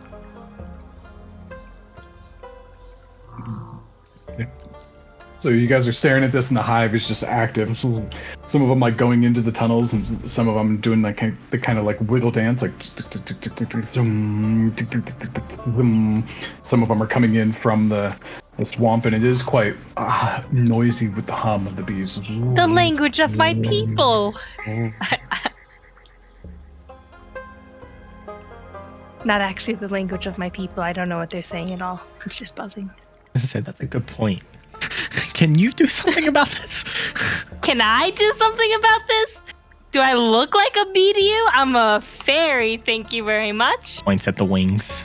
The insect wings. Yeah, go. Okay, look, I can do they've got some- I can- wings. I can do something Darius about got this. wings. Oh no. And I rip out my torch and I stick it into this fucking hive. Like, Okay. you light it? Oh Nah, my just yeah. Just light the A torch. lit torch. Just lit torch into the hive. You light the torch and shove it inside, and there's immediately like a steaming, like kind of hissing sound, like. And you hear like a little bit of a shriek along with it. And the hive erupts out of several different locations. Just. And go ahead and roll 1d6 fire damage for me.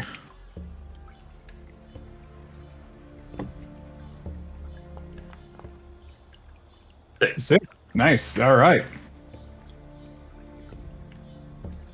Okay, and the bees start swarming out and kind of gathering in like little cloud clusters. And they like launch towards you, ready to get the fight on. And I need everybody to roll initiative for me, please.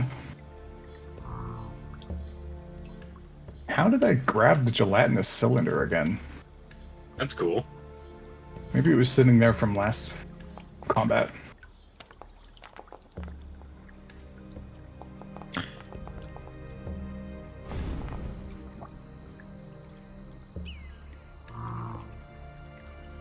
Alright.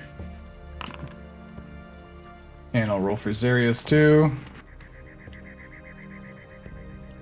Okay, and they begin to form, and I'll put them where people are not so far. But a couple of them show up right next to you, very angry. Excuse me. And Kevis, you are up first. So they're over this balcony. Yeah. Shit. Okay. Oh boy.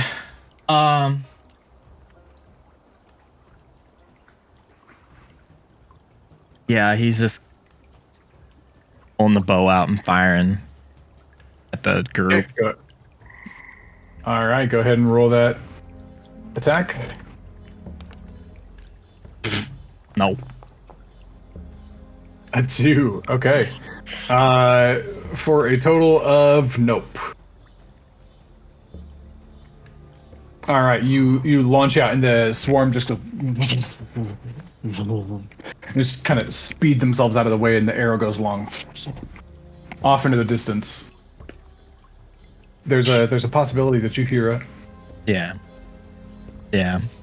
That's what I thought. Okay, anything else for your turn? He's just we're in a staircase or a balcony. Oh, damn it! I apologize, guys. I just stopped the combat, so please re-roll your initiatives.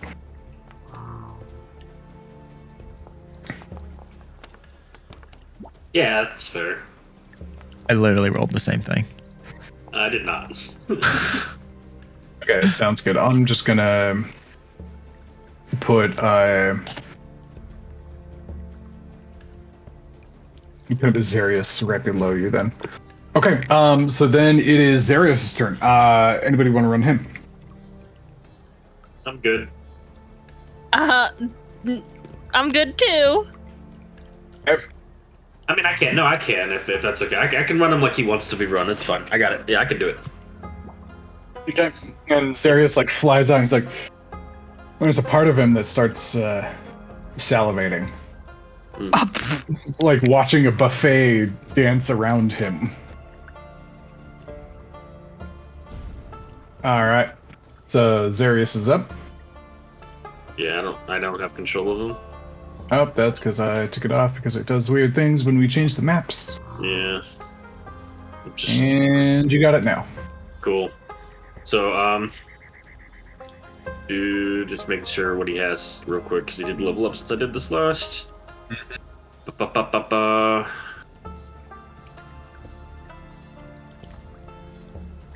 Okay.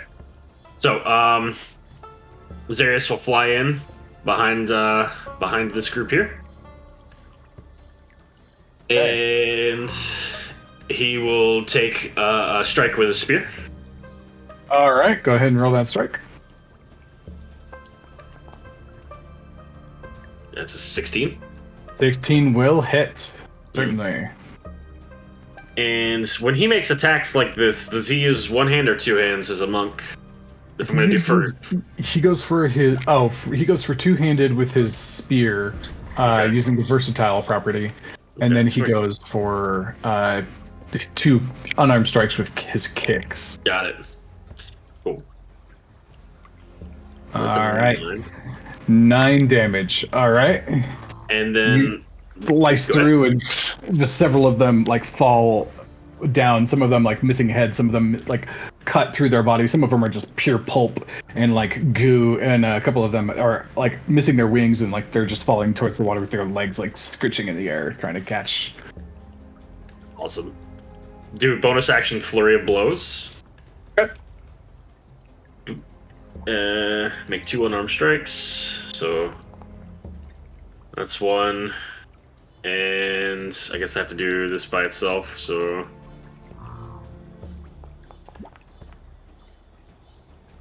...24 and 18. Okay, 24 and 18 will both hit. Go ahead and roll those strikes. Yep. I don't... He does... 1 plus your strength modifier. No, because he's a monk, he gets to use his dexterity modifier. So his unarmed strikes are the damage should be 1d4. Yeah. 1d4 plus his strength dex modifier of 5. Okay, so let's see if it just does it here. All right, so that's 6. 6 points of damage. All right. And then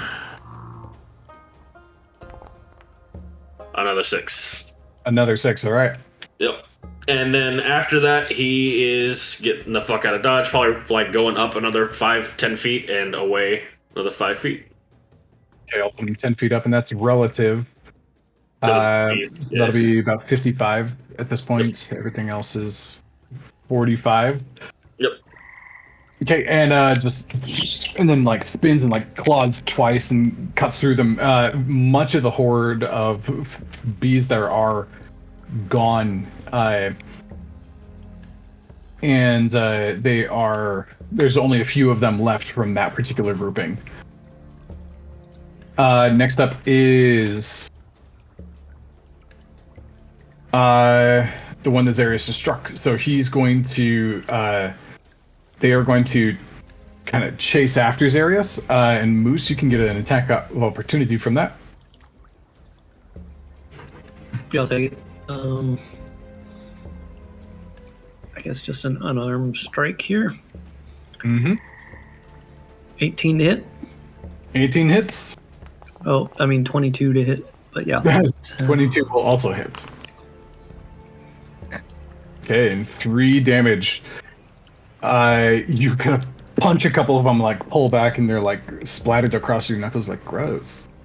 And there's only 2 or 3 that are left that are zooming towards. Zarius. You get over to him. They're now 55 feet up in the air, and they go for one of their attacks. And that'll be 13 to hit, no joy. That's all they got. Okay, and then Pinky, your turn. Alrighty.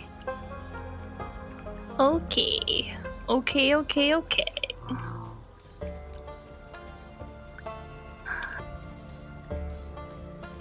Alright, yeah, I will just, a Rose Thorn Blade forms in my hand, and I'm gonna attack.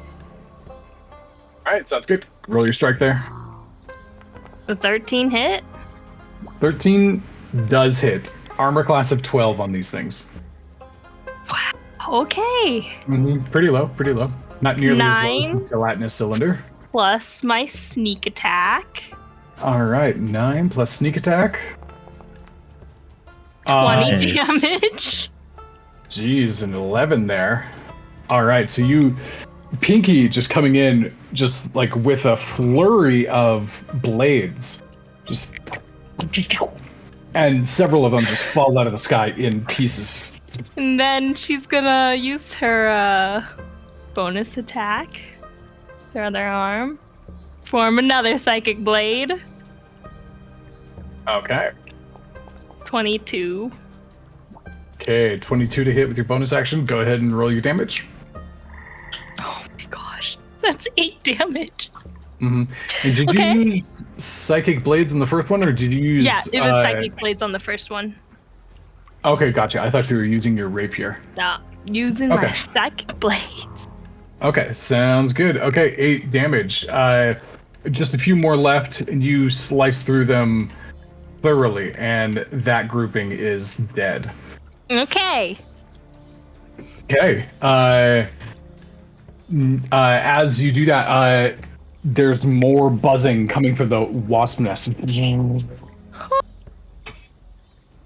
And another grouping appears near Pinky. Oh my goodness! There's more of them. Look at that. All right. And which one is? There we go. Moose, your go. Yeah, I see the one over by Zarius and the new one's coming out, and I am going to twin fire bolts at each group. Nice. All right.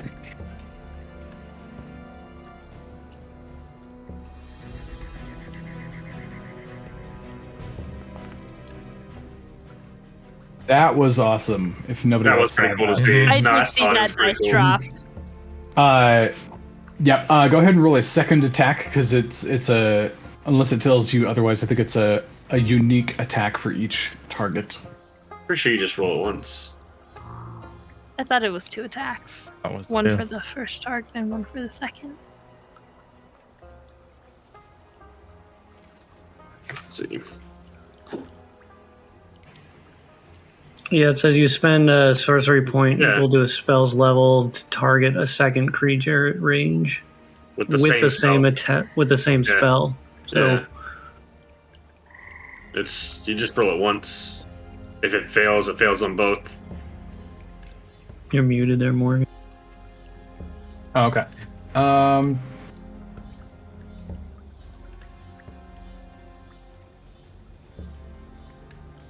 Okay, I'm just rereading it.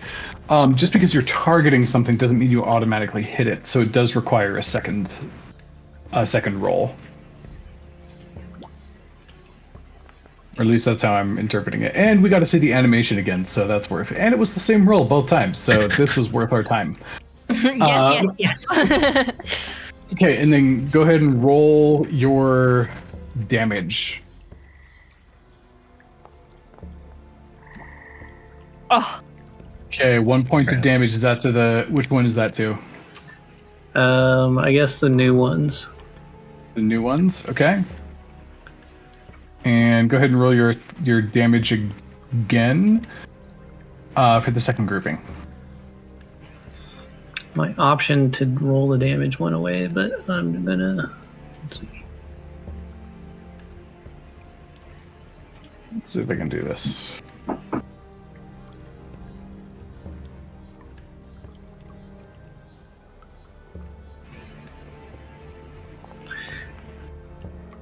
Hey, that's cool. I don't know if it works for you guys, but I learned today that you can put brackets on your rolls if you're typing in a formula, and give it flavor text for what damage type you're dealing. And it looks like this. I'm throwing in a few options down here.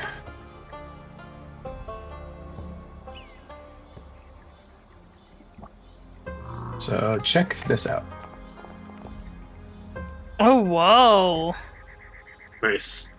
Yeah. What? So, yep. So if you ever want to like flavor your dice based on the damage type that you're dealing, just put it in brackets and then like elemental or in the damage type, and it'll change the dice for you a little bit. Is that just typing at? Is that just typing at the bottom? Yeah. Roll 1d6. Wait, Yeah. can I try this? Yeah. So you can type /R 1d20 Ah, cool. thunder. 1d6. I got you. Yeah. 1d6. Like, whoa, come on. Like, 10. It's still the purple pink die that I use. Maybe no capital, and you have to put a /R in front of it, and you have to spell things properly. Apparently, as I misspell lightning. The lightning. How do you spell Oh, lightning? Damn it! How do you spell lightning? well, that's interesting, dice. Just an N. Okay, yeah, I always think there's more to it. Yeah, so little fun thing. Okay, so what was your damage on your second roll there, Troy? Moose? I guess 3. F3, okay. Yep, there's just a few more buzzing around Zarius, and you just kind of bug zapper them out of the sky, and they turn to ash and just fall. Below you, there's several frogs that begin to like gather up at the commotion, and they start just like it's almost like a feeding frenzy, like if you go to a fish pond and like start throwing food out, and they just start like rolling over themselves, like getting the remnants of these bugs that are falling off into the muck below. Pinky, you might want to get over by the balcony. Kinda, Catch me if I fall! Okay. Next up is Eli. I'm sorry, I'm just checking something on him real quick because he had a thing. You're good. Something about if something died within range of him. Zarius? Yeah. Oh, that's if he deals the blow. When you reduce a creature within 5 feet, I got you. All right, just making sure. Yep. Cool. Yeah, I'm just gonna see the one swarm that's left and hit that bitch with a Eldritch Blast. All right, roll for it. I'm not gonna hit it with an Eldritch Blast, actually. You I'm are not. yeah, What are you shooting at? shooting at the bees. The two people on the balcony can't hit shit. Yeah, that's my Apparently not, turn. guys. That's my turn. Okay. All right. Next up is the bee's turn, and it's gonna go, and it's looking at Pinky, because it's right there. Right there. Yep. So it's gonna kind of swarm around you, surrounding you a little bit, and several of them come darting in, and they completely surround you. Get a natural 20, and all like dive in at the same time. Shit. Oh no. Also, I happened to accidentally scroll down, and inside of the page where the bees are, and this is what somebody posted.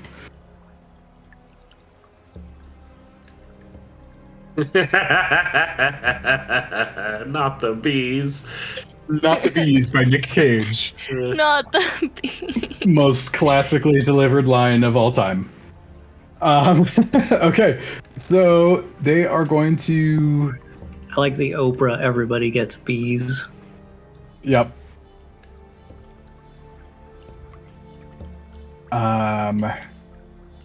Okay, come on.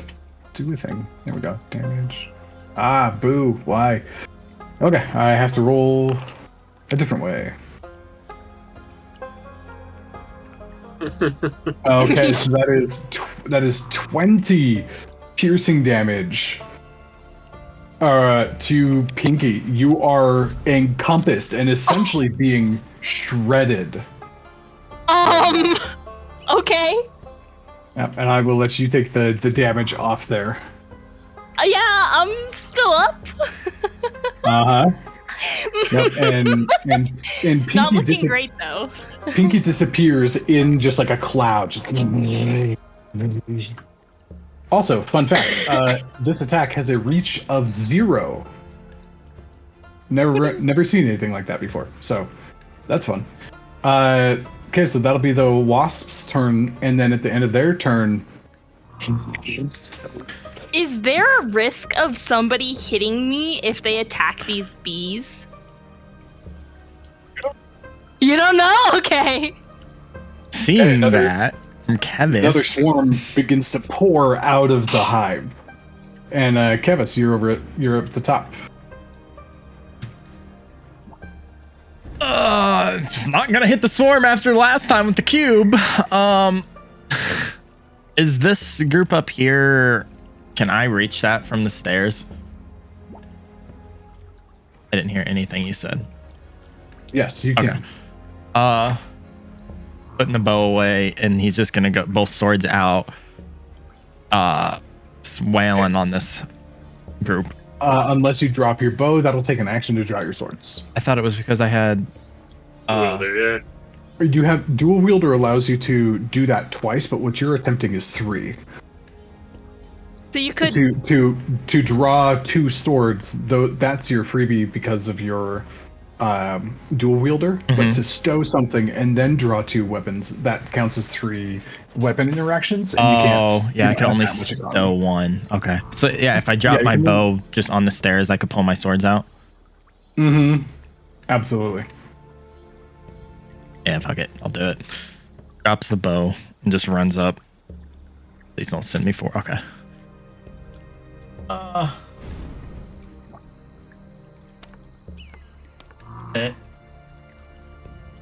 14 for the first one. 14 hits. I'll just roll the damage for that one first. Okay.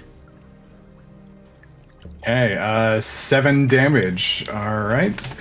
And remind me what your dreadful strikes does. That's a good question.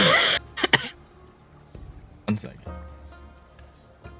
Just does an additional 1d4 psychic damage. Sounds good. You swing your blade, and there's just kind of like this shimmering in the air, and there's a couple of bees that just like fall out of the sky, unwounded seemingly, but they just large frog underneath just gobbles them up. Yeah, Pinky, you need to move. Take another how many are still up here? I don't know. You took out maybe a quarter of them. Okay.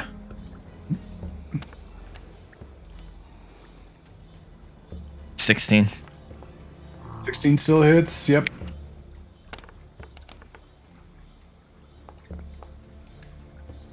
Full damage. High roll, nice. 12. Okay, they're still up. Maybe reduced somewhere around like a quarter of them are left. Just and you just the force of the strikes. You time it right and carve through most of the group. Yeah, he's just gonna stay there. All right, Zarius.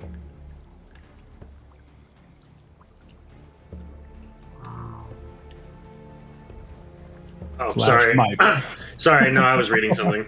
Yeah, no, Zarius is going to fly down 10 feet and then over 5, 10, 15 feet to the, that guy. And put me at 45, right? Mm-hmm. Something like that. 45, enter. There we go.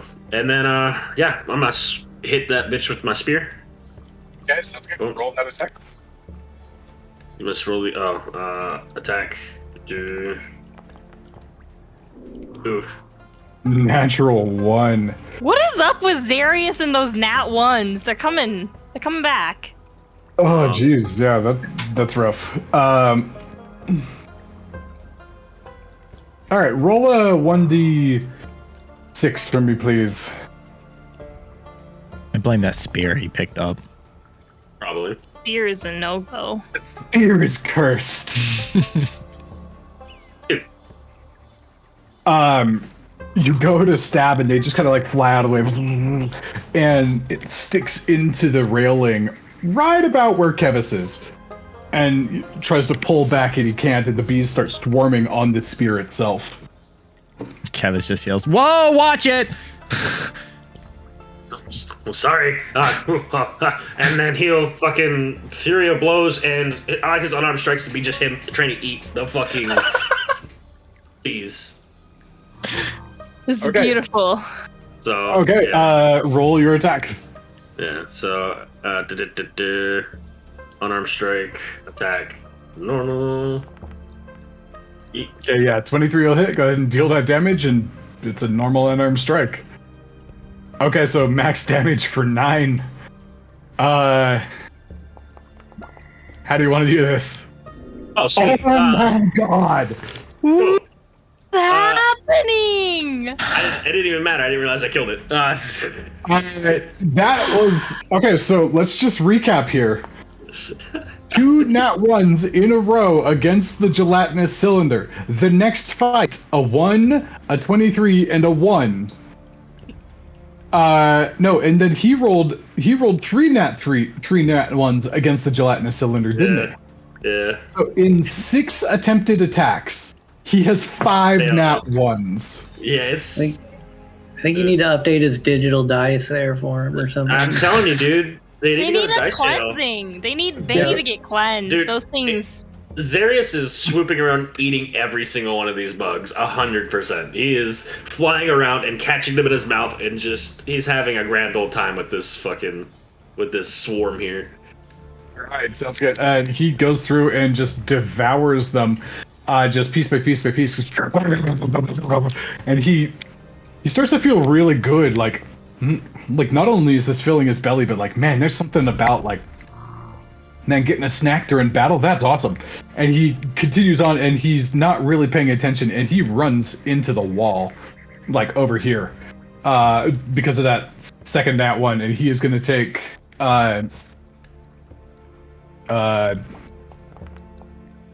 1 point of bludgeoning damage as he runs into the wall, but you can take that off of the temporary hit points he gets. Mm-hmm. That's right, he gets 7. Yeah. Right. What's the actual formula there? So, It's just if a creature, I get 7. If it gets reduced to 0, I gain 7 temporary hit points. That's this. okay, it's wisdom modifier plus monk level. That's what it is. Okay, cool. No, so he gathers them up, and like there's just like this life energy that begins to like flow through him after having this fantastic meal, and he's like, "Oh, this is great." Ow. Okay, so that is Zarius' turn. Yep. Pinky, you are in big trouble right now. Oh yeah, I know. I'm in a sticky danger. situation. And because of the way that you are surrounded, I'm going to say a disengage is not going to be effective. Yeah, I figured. Will my attacks be normal if I swing at them just because they're all around me? You are not. You technically have free movement. You're moving around in them, and they did the bulk of. It's kind of like between when they did their damage last time. You're still kind of accumulating it like up until this point. Oh my gosh. So like as you attack, you're not going to take extra damage, but like cinematically, you're getting hit as you're getting bit. As I'm swinging, but I'm not like at disadvantage for attacking them if they're on my space. Okay. Okay, I guess I'll just damn it. Oh. If I move out of this space, do they get an opportunity for attack? Like They're on here. they're on Normally, me. I would say, okay. So normally, if you're within 5 feet of them, the answer is no. So you can like you can circumvent like somebody, but technically the rules are when you move out of their attack range, and their attack range is 0. So even if you go 5 feet to the space next to them, that's still out of their range, so they would get an attack of opportunity. Okay, yeah, okay. I'm just gonna. I'm like,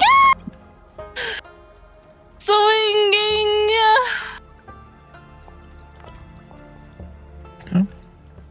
25 will hit. I'm a little flustered. I'm like, and Moose is still next to me. I'm next to you. And Eli's next to me. I'm just wow. 21 points of damage in a single go. Just Pinky just fluttering her wings as fast as she can. She becomes a blender inside of this container of wasps. Just they are not dead yet, but that was a hefty blow. Okay. Isn't that 20?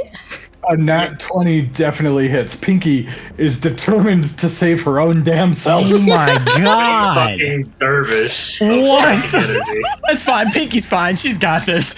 Let's just like go on. It's fine, guys, it's fine. Not even close. Pinky, how do you want to do that? Oh my gosh.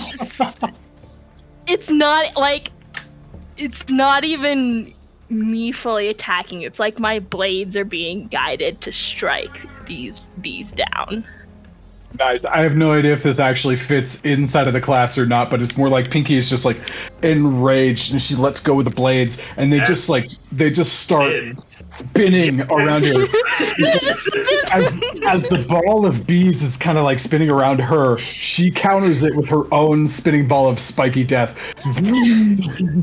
and for a moment it looks like Pinky is just covered in like the ball of bees just becomes a ball of slime. And Zarius and Moose, you immediately have a flashback to earlier today or yesterday at the gelatinous cube. And it's just like a moment in time where it like freezes and then like, and Eli and Moose, you are both, and Pinky, you are all covered in like bee guts. Just you were in the splash zone. Well done. That was beautiful. I'm going back to the balcony. Kevin's just flings off the guts off his sword and looks at Pinky. All right.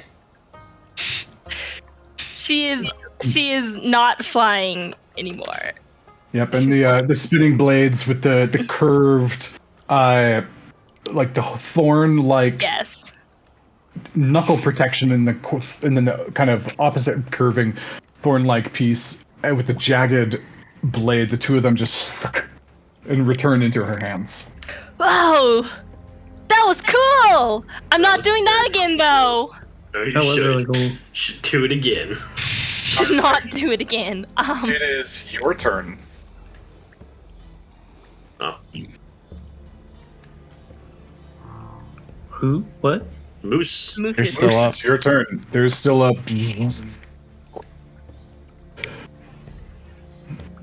Well, I can't see anything. Are we trying to get rid of the whole nest? That's the idea. Okay. I'll shoot a firebolt at the nest. All right, go ahead and roll your attack.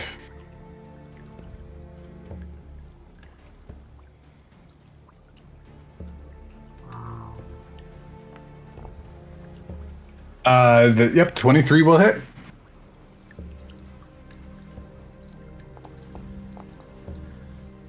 And 2 damage, all right? Firebolt. Yep, goes in there and, I can do math. Goes in there and singes it. And where it burns off, and you look over and the torch is not lit inside of it anymore. It's like it bled honey and extinguished the torch. And you carve out a groove with your firebolt. And you see little seeps of honey start to like come out as well. Okay, Eli, over to you. So is there wasps in the nest in front of me? Yeah, they're still trying. They're still like trying to come out, and like you see movement, like as like they're starting to pour out and begin to reform. Nah, fuck it. I'll take another torch out and light that bitch if I can, and stick it in there. Yeah, you can do that as your action to light it and just go for it. So roll an attack. Yeah. What kind of I don't know what yeah. kind of attack. Just a a strike. yeah. No, like use your hammer. Okay. Yeah, it's close enough. 12. Yep, that hits. So go ahead and roll 1d6 fire damage. Yeah. What? Luckily, this has nothing to do with Eli's strength. So Okay. that is 1 more point of fire damage. Was a little concerned for a second, Eli. Well. Yeah, and okay, so you stick it in there, and like just about as you're about to jab, like one of them like comes up and like doesn't even sting you, but it just like crawls on your eye, and it's super creepy. You're like ah, and you kind of thinge the bottom part and open it up, and more. There's actually a couple of wasps that waspy bees that come out, and they actually find the torch, and even like as they're burning, they like throw up several like a layer of honey on it. And as a bonus action, I'm just gonna look at Pinky. I'm just gonna yell at her, "Get better!" and cast Healing Word. Get better. Thanks. You know. So many ways to take that. You received 9 points of healing. Oh, that's actually really nice. Thank you, Yeah. because Yep. I needed that. Next up, now that the fires are doused out, another swarm shows up, and it's gonna go. And it's close to Kevis, so it's gonna go for Kevis. It's gonna come over here, collapse onto you, and go for that bite attack. For a 13 total. Oh. Okay. You managed to, like, before they kind of, like, start chowing down on you, you managed to, like, brush them off and, like, scoot back, but they are still swarming you. Okay. And then, okay, Kevis, it's your turn up at the top. Since the bees are now on Kevis, and Kevis is getting very frustrated, he's casting Zephyr Strike. Okay. The swords, where is it? There. Natural 20 on the first hit. That might hit. Okay, roll your strike. There's or that. roll your damage. Oh, wait, what did I just... I rolled the wrong thing. Ignore that. Yep. Yeah, we'll do this. Okay, yeah. Roll your damage. Oh, it rolled both of Okay. them. This would be the first two up there, the 10 and the 4. I think they both apply. I think it's got. Oh, it's that's set crit. Up that it, yeah, that's critical damage. So that is 22 points of damage, and they are severely disoriented as you slash through and they concuss, Plus the Zephyr Strike damage. and they are gone. Ooh. Oh, Yep. and Kevis is gone. And you swipe through them and there's just and there's just like this air bomb goes off as you slash through them, and several pieces of them like splatter against the cabin and fall down, and the frogs are again still very happy. Okay, still your turn. I hate fucking bees. So I'm gonna walk up to. Yes. That was only my first hit, too. That was only your first hit. I'm gonna walk up to the hive. Actually, the door's covered in this, right? Yeah, the door is covered here. And you did use your bonus action to cast Zephyr Strike, so you do not have another Right. attack. Right. Oh yeah, because I was gonna do two hand, but I already killed it, so. Or not two hand. Yep, and not high enough level to get a second attack yet. So over to Zarius as he shakes his head Yeah, he's after running into the wall. gonna grab his head and he's gonna look over and see a spear, and he's gonna try to pull his spear out the wall. Yeah, go ahead. Make a Strength check there. Yeah. Hey. Yeah, easy enough. You just kind of plant on it and like lean and pop, and like instead of like falling off, you just flap your wings and get yourself right up. And that will essentially take your action to retrieve Yes. this. That's fine. Okay. So he's gonna fly like around Mm-hmm. like this, you know, Okay. Long ways. and then you know like this, Okay, and then so he's just. and then like this, and then like this, and then like this. Like he's guys, look how fast I am, and that's it there. That's all. He just starts zooming around. He's feeling really good, having a belly full of bees. Oh, wow. Pinky, your turn. I guess she'll. Oh, Back and up. Kevis, I'm gonna. Yeah, if you guys want to swap places, that's 5 fine. But feet. 5, 10, 15. So she can attack the the hive. Okay, hive. sounds good.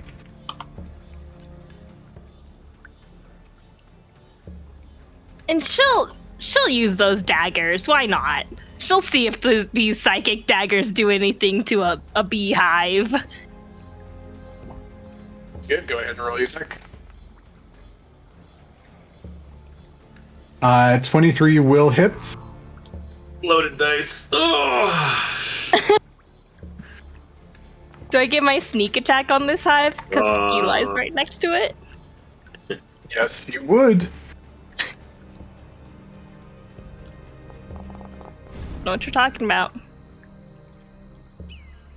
And she's just gonna use her bonus attack too. All right, sounds good. You come down and take both blades and just jam them down a rip. And you look up, and nothing happened. That's kind of disappointing. Well, The hive is immune to psychic damage. what? That's all. It doesn't have a mind. It doesn't have a brain or minds to affect. Fair enough. Okay, guys. Whatever I do does not work on this thing. Okay. And then another set of bees come out. I'm like standing on this ledge. Yep, this time they're gonna pop out and come right here. And they're dead. What? No bees come out. They're already dead. They're undead bees. You are They're now fighting. zombies. Yes, that's where I was going. You have to fight zombies now. Oh no. You can't shake your head at us like that, Mike. You've done worse than you know That it. is great. No, I love this. This is fantastic. I am enjoying every second of this. Good. Okay, and they are going to go, and they're going to come down, and Eli is the one that's they're going to attack, so they're going to cover Eli, and they're dumb. They don't know about Armor of Vagathus. Thank you. Not that I'm actually going to be able to hit you and trigger it anyways with an 11. Oh, that was initiative 11. Yeah, 11 didn't trigger it.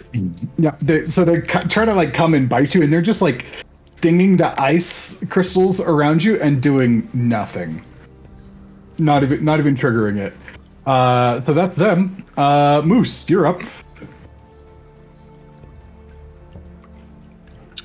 I'm gonna shoot a firebolt at the bees. At the bees. Okay, go for it.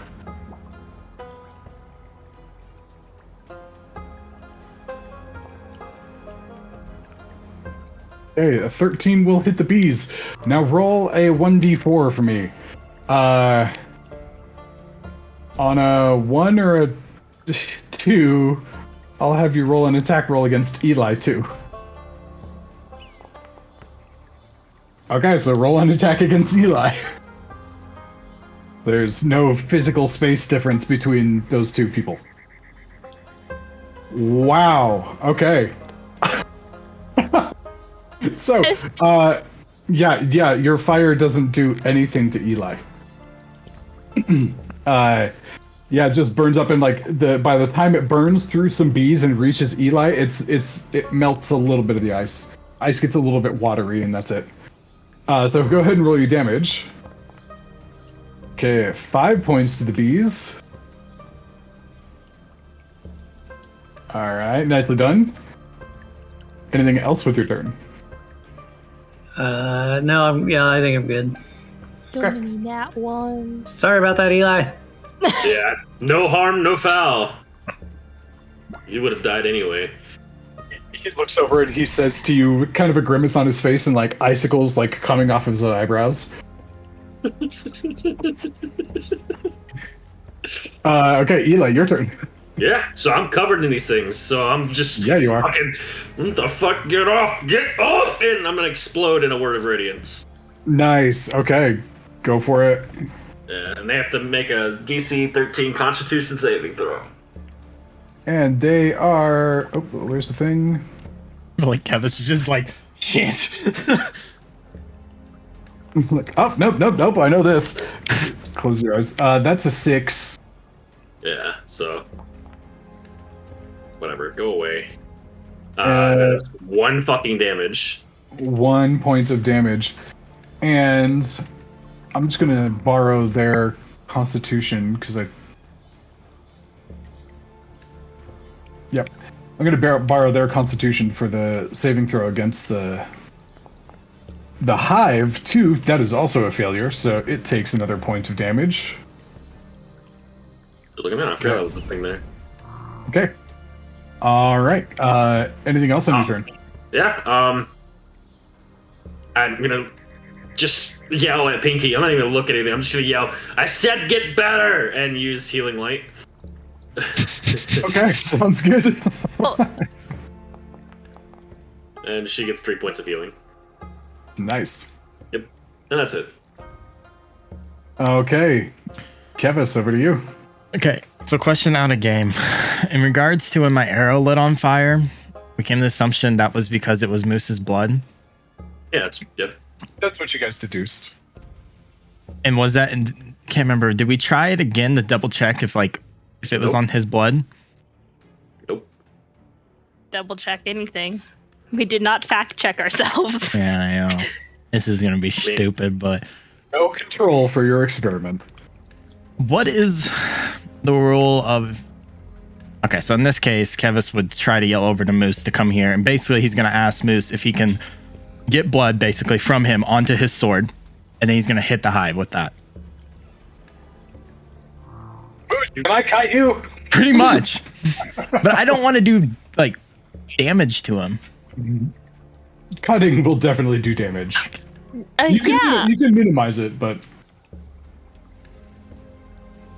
Oh, Kevis. Yeah, try it. Fuck. I'm curious.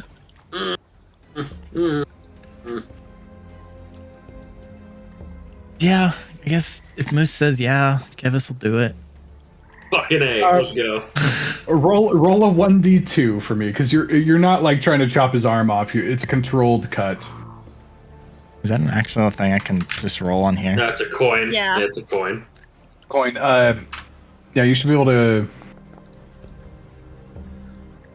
Okay, so Moose, you take 2 pierce points of slashing damage. As you're flapping a little bit with your wings, you're not terribly stable, and Kevis gets a little bit deeper than he wanted to. And so now you have Moose's blood on your weapon. Just gonna take 2 hits at the. Does that count as an action, or is that just? That would okay. See, this is what I was questioning. A bonus action? Maybe? If it's a bonus action, I still get 2 Or hits. or in action, and then you still have a bonus action to attack the hive. Different weapon. Oh yeah. So to apply, like if you have a poison and you apply it to a weapon, it takes an action to do so. Okay. So this is essentially that same rule, unless you have something like the Poisoner's Feat, which lets you do it as a bonus action.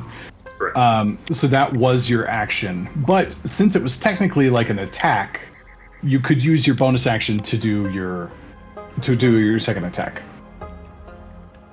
You just attacked a friendly. But with the other weapon. You But can't yeah, use it's with the other weapon that doesn't have the You blood. can't. Yeah, you can't do. That's all right. It doesn't necessarily dictate that you have to use the second weapon. But I in this case, because it's your focus, you can take 2. You can. Okay, that's fair. It was 1 point of damage each for so it was the 2 came from 1 point of damage each. So Okay. you applied the blood to both. Okay. Yeah. So you can use a second weapon. Mostly because I think this is cool, and yeah, go for it. Or a dirty 20 on the hive. Nice. 20. Okay, roll. So either Moose or Kevis. Actually, let's say Moose. Moose, roll a D100 for me. There is no fucking way this is gonna work. There's a chance. 56. Such an even Okay. number. Okay, Kevis, roll your damage on your strike. Oh. Well, yeah, this would go. Okay, 10 damage to the hive. Yeah, you slice right through it, and a large portion of it just falls into the water below, landing roughly on several frogs as they go. And they sink below the water. You kind of look down for a second, and you don't see them coming back up All right. immediately. And several of the bees are like coming out where they were, and you see lots of bodies like just falling off. You cut through several of them as they were going in there. No additional effect from the blood. Is the blood on the hive, You though? do see yes, just a kind of a smear starting dark red up at the top and then like fading, and no blood left by the time you get to the bottom of the cut that you made. Super random question, too.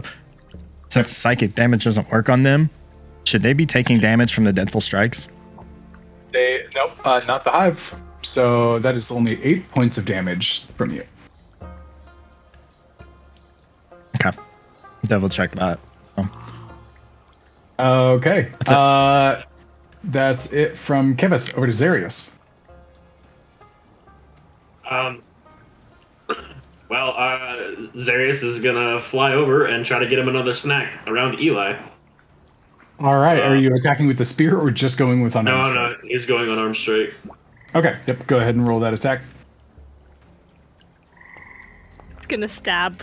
Oh my Fucking gosh! kidding What me. are you doing, Zess? It's gonna peck poor Eli. What did we say? So that is now 6 out of 7 Six One. out of 7. are natural ones. Somebody please find the stats for that. 2, 3. He's had 3 more nat ones today. Yeah. Wow. Holy shit. Okay. You dive in, and Zarius has now forgotten that Eli was covered in armor. So, make another unarmed strike, but this time it's against Eli. Funny. No. Jesus. That does not hit Eli.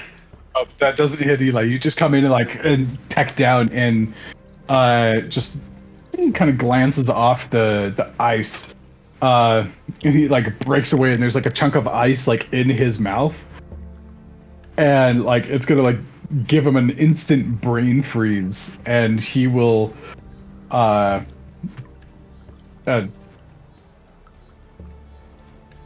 to give him a brain freeze for a second, he's like, ow, ow, ow. And you have your second attack. Or you have your bonus action. I was about to say, as a bonus action, I can't just do another unarmed strike. I'd have to do flurry of blows to do that, right? No, you can do just bonus action unarmed strike. Flurry of let's do blows that. gives you 2 more attacks for your bonus Gotcha. action. Yeah, we're just gonna do another unarmed strike. 2001. Okay, that is that'll hit. So go ahead and roll your strike. Yay. 4. 4. Okay, so that's 9 points of damage as he gobbles up some more bugs. And roll a 1d4. On a 1 or a 2, you hit Eli because he's currently surrounded by bugs. Yeah. Okay, 4. nope, not this time. Okay, cool. As he gets a couple of mouthfuls, he's gonna get excited again and just start flying around, you know? Just woo, yeah, Yeah. woo. And he's gone. Yep. Okay.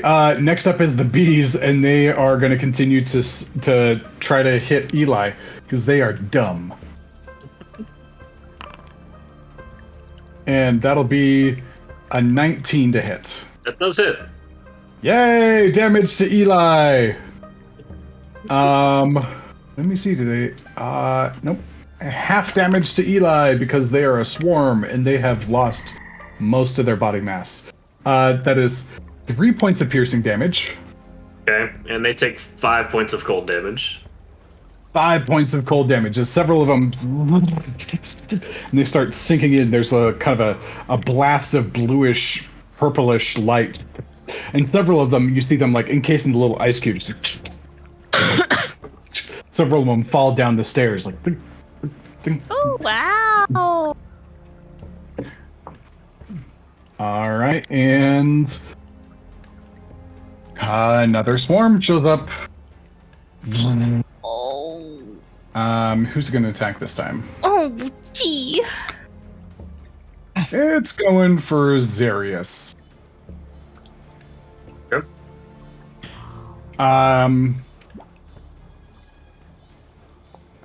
Okay, it's not his turn though. So Pinky, it's your turn. Oh. So they appear, but they do not get to have their turn yet. Sad times. She's like, okay, obviously those daggers did not work. She's pulling out her rapier. Okay, yep, and you just let them go, and they disappear. Poof.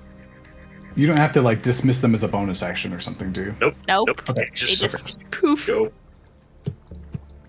She's Alright. gonna attack the hive All right, go for it. Attack that hive. with a 9.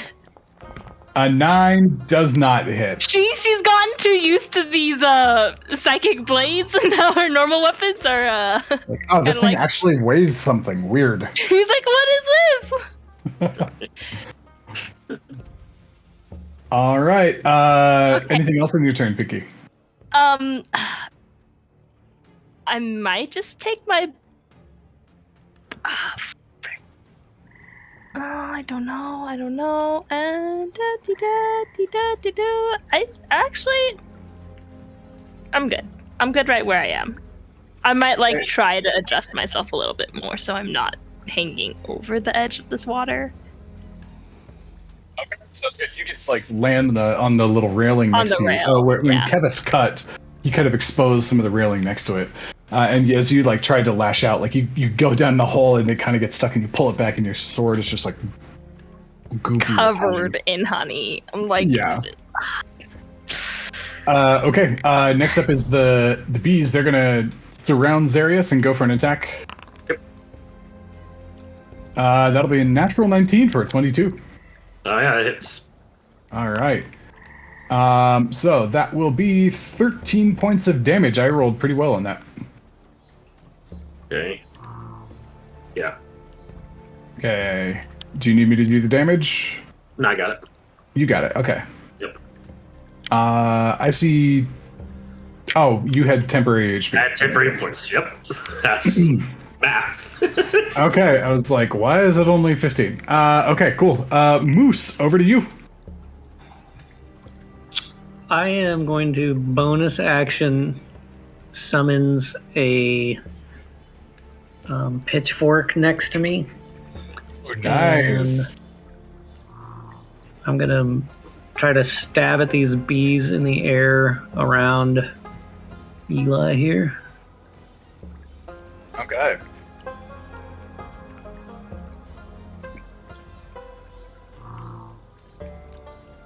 Please tell me Eli's doing that, not Zarius. Yes. Yes. No, yeah, that's absolutely legible. He's raving inside of a swarm of bees. And it's super distracting, and as I try to stab at the bees with the pitchfork, it's not good. It totally fails. Yeah. Roll a 1d4 to see if you attack Eli. Nope, this one goes wide and just yep, just you try to send it down and it just dives in the air and you have to like bring it back up. Nothing happens. And I will spin around and shoot a fire at the other one here.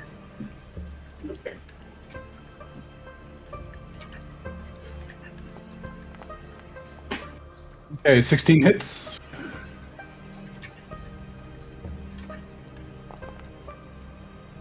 Six. 6 points of damage. All right.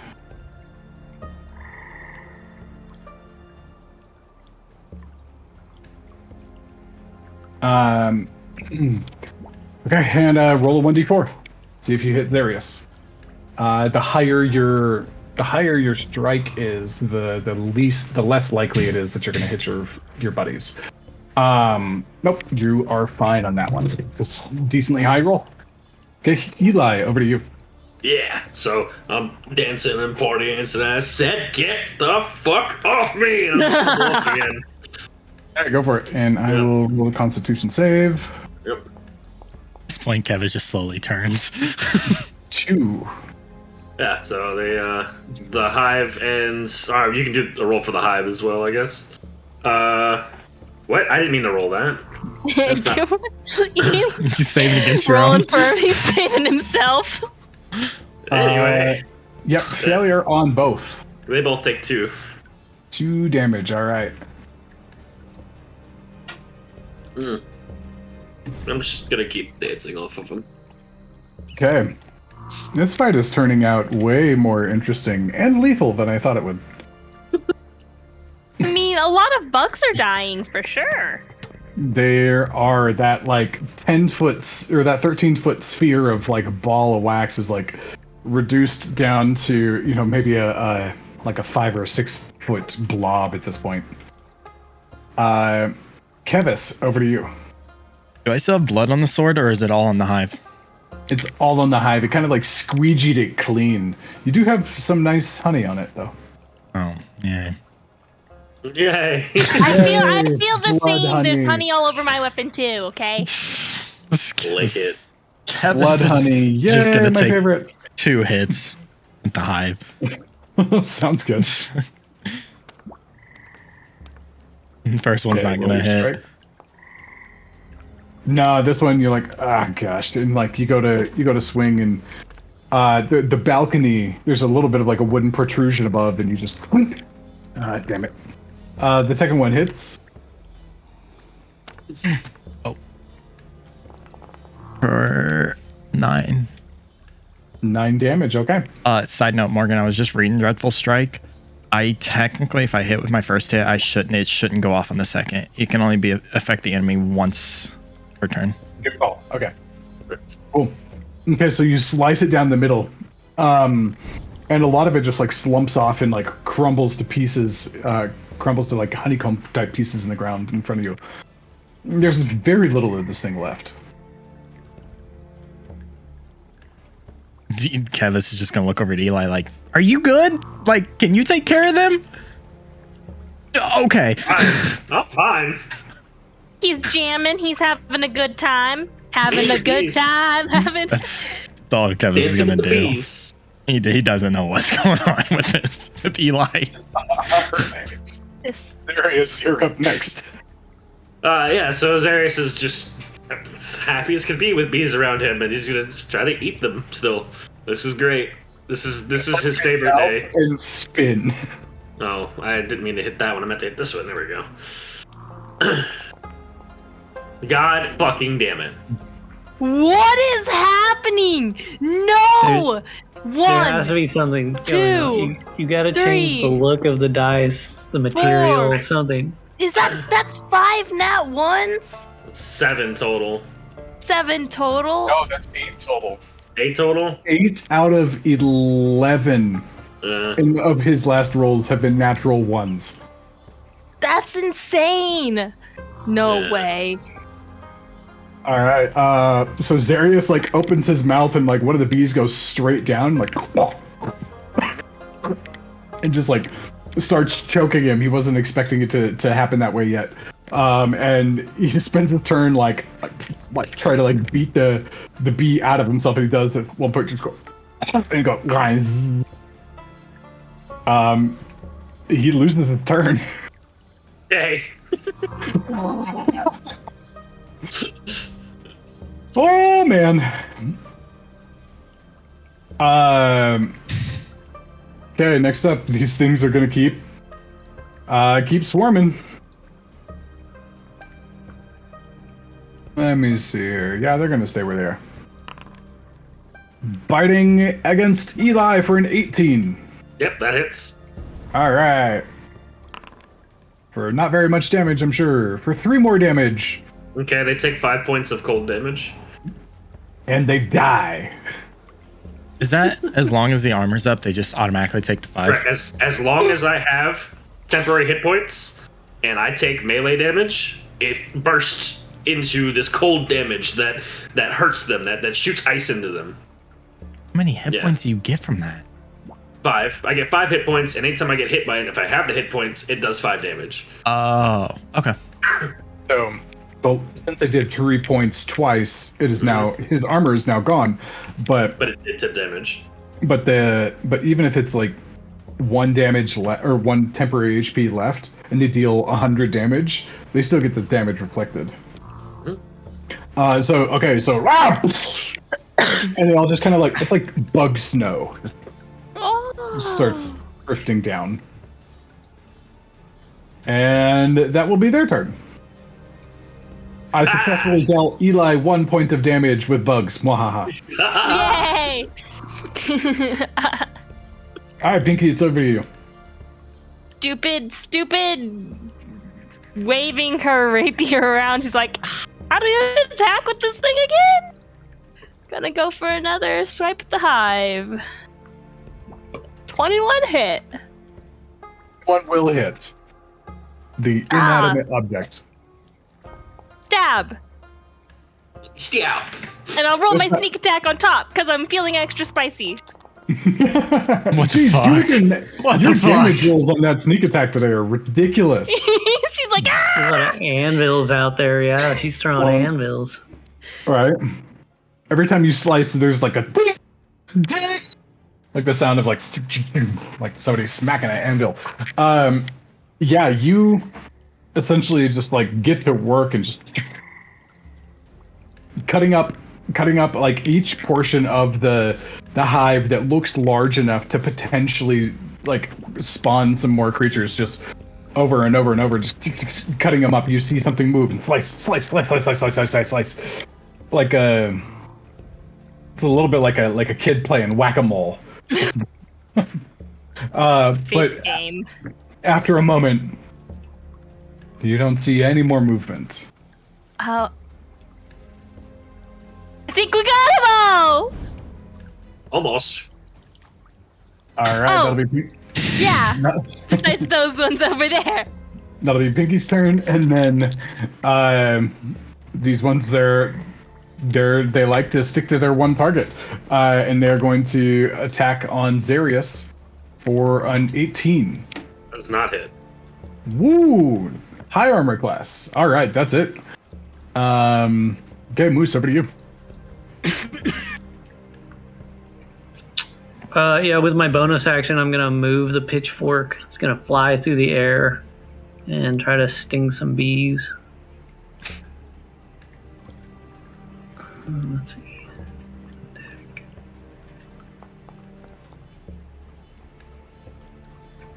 16 to hit. You're muted. Oh, do you want to drag your pitchfork out there? That was his pitchfork. Yep. I know. I don't think we have the icon for it though. Oh, I didn't know that I even had an icon for it. Yeah, Their yeah. it's in the- objects. Oh, nice. Yeah, I should have done that.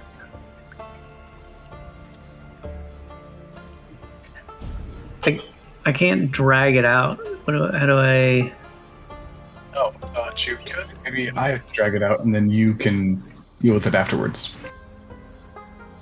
Oh, whoa, wait, that is... I love it. What a great pitchfork. Technically, it's a giant's fork, but for like a first time use of like you're figuring out what spiritual weapon does, I thought that was kind of appropriate. I like it. Okay, so the 16 does hit. Go ahead and roll your damage.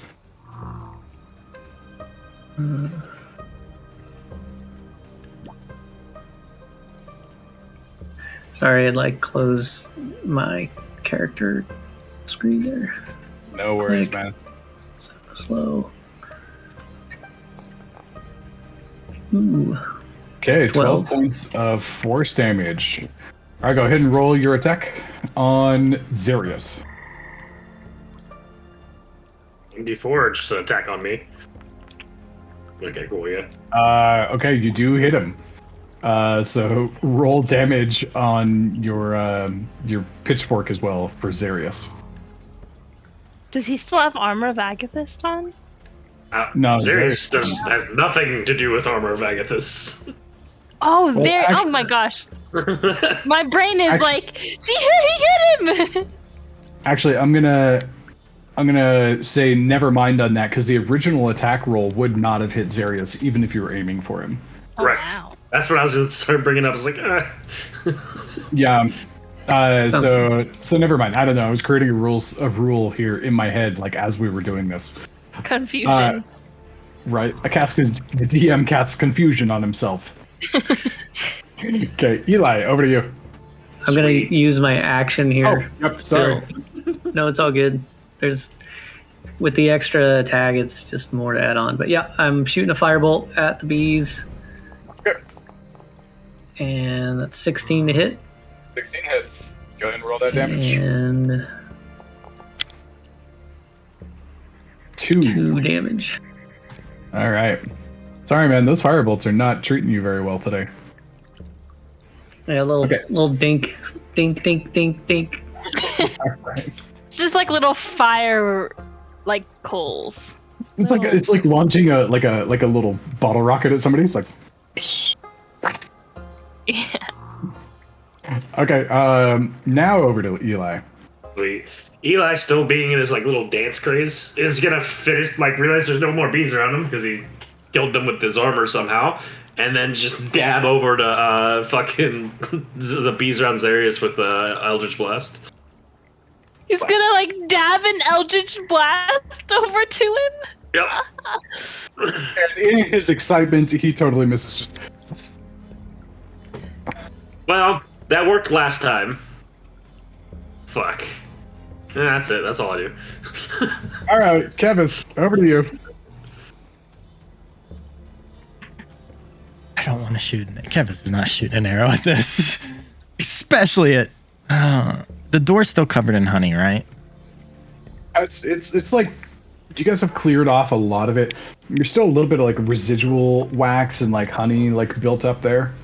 And just a few bees flying around, not enough to like be any more of a threat than like just get away. Is the door wooden? It is. Fuck. Okay, never mind. Perfect time to be a ranger.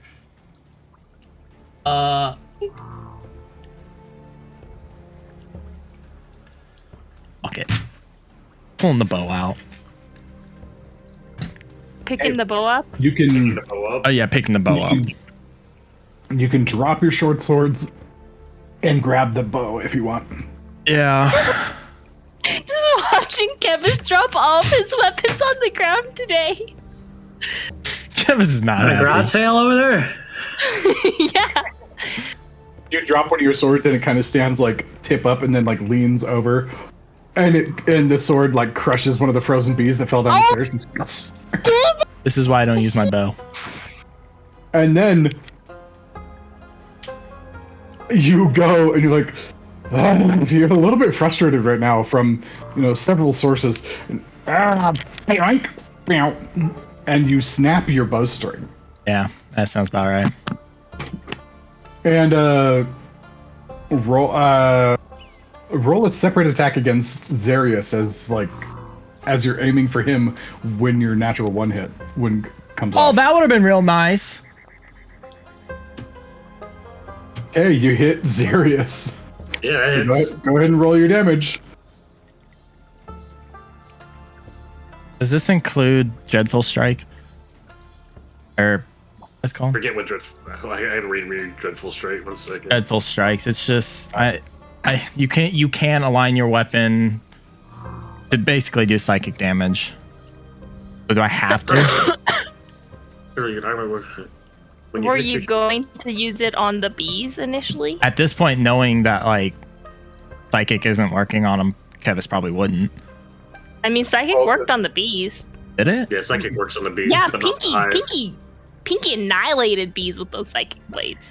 Oh, Yeah, it's just yeah. inanimate. So general rule of thumb, guys: inanimate objects don't have a brain, so psychic doesn't do anything. Probably would have did it then if you knew it worked on the bees. Okay. Yep. Trying to infuse that.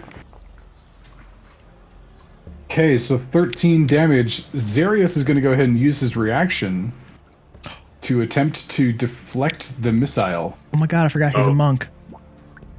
Yeah, that's fine. Sender. I don't know what just happened, but I lost everything. Okay, so Not he's you. gonna like catch it right as it goes, and like kind of sticks him in the shoulder and like pulls it out. So he will reduce it. The first one counts, so he will take 2 damage. Instead, actually, just for flavor, he will only take the psychic damage. Not bad. Um, Look at his bow. Fuck. Just throw it down. At this point. Looks at Kevis is like, dude, Swords! what's up with you and shooting our friends? Swords are better! That's it. I got you. Rip, Zarius is like- I got you. Yeah. Okay. Zarius is like, maybe my blood will explode too. Oh god. Okay. So now it's over to Zarius. Yeah. He has a bow. Does he have the fucking arrow in his hand by chance? Yeah, he does. Okay. So he's just gonna fucking not throwing. Never mind. I'm just gonna hold on to it. He's gonna keep eating these bugs. Alright, sounds good. Huh. 18. And that was the wrong one. It's 1d4. Well, that'll hit. Yeah, 1d4 plus 5. Plus 5 is 9. Okay. How do you And want to then- finish? How do you want to finish this off? So yeah, Zarius fucking, gets the arrow and then fucking shaking off whatever the fuck was in his head for a second, and then still sees, ooh, bugs! Arr, arr, arr, arr, and he's just swirling around grabbing all these bugs again. This is what he does. Are watching this, and like he's still kind of surrounded, and suddenly it's like somebody hits the delete button on several sections of bugs, just as Zarius, in a rapid pecking motion, just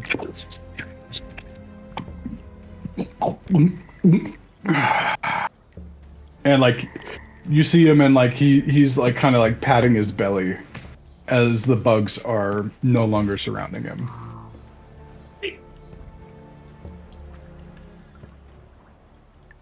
Wow.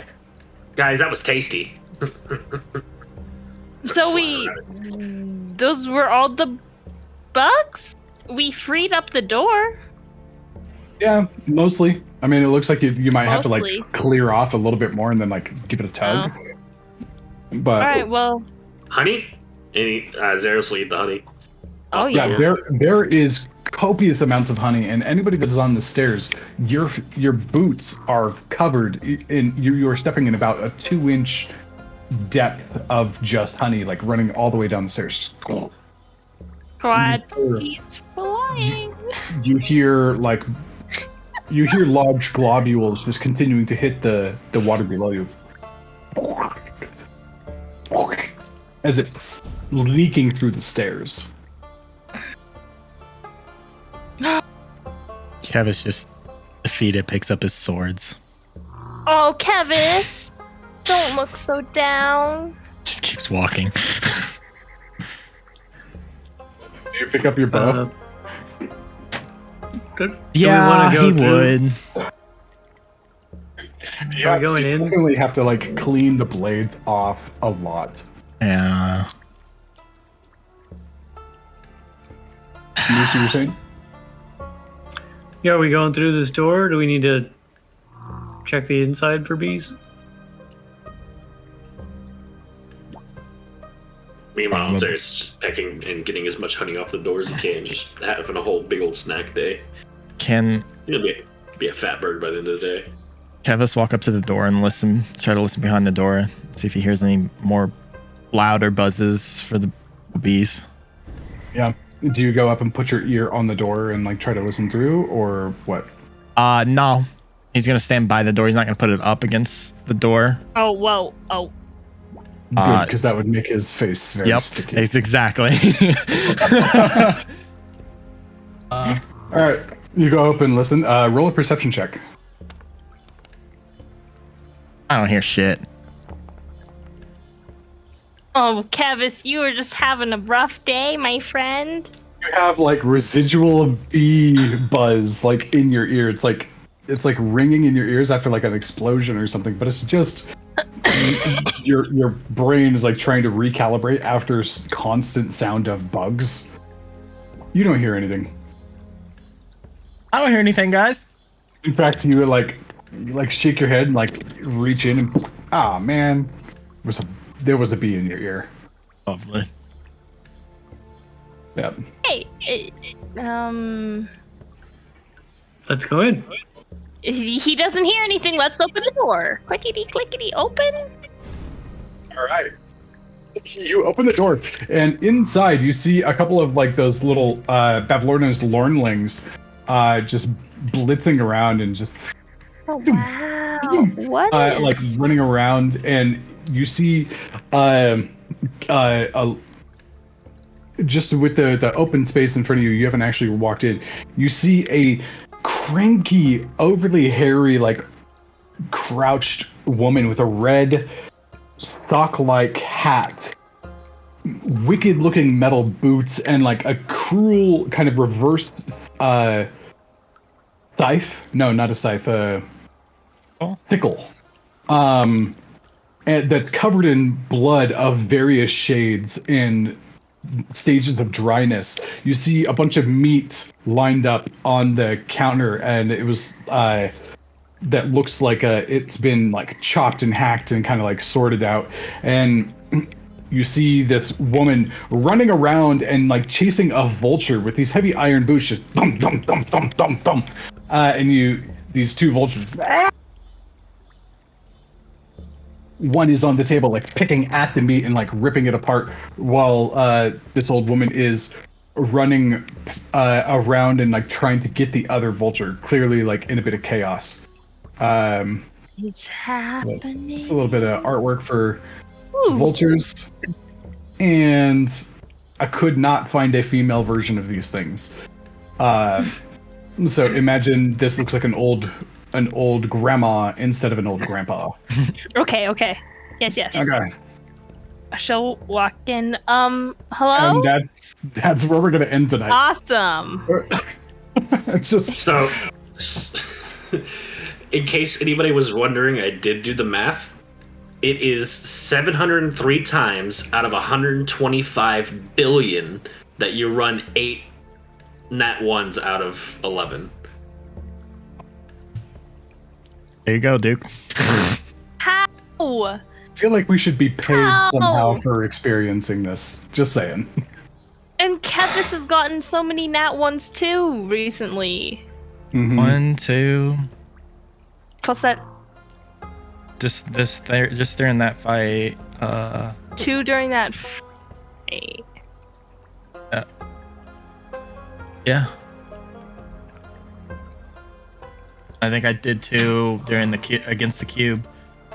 Yeah. At some point, I hope that Zarius just has a stretch where absolutely everything he touches is just obliterated. He gets to experience the other side of the die. Yeah, hopefully, because, man, the other side of the die feels really good. Yeah, I did at the beginning of the game. Especially when you turn yourself into a psychic fairy blender.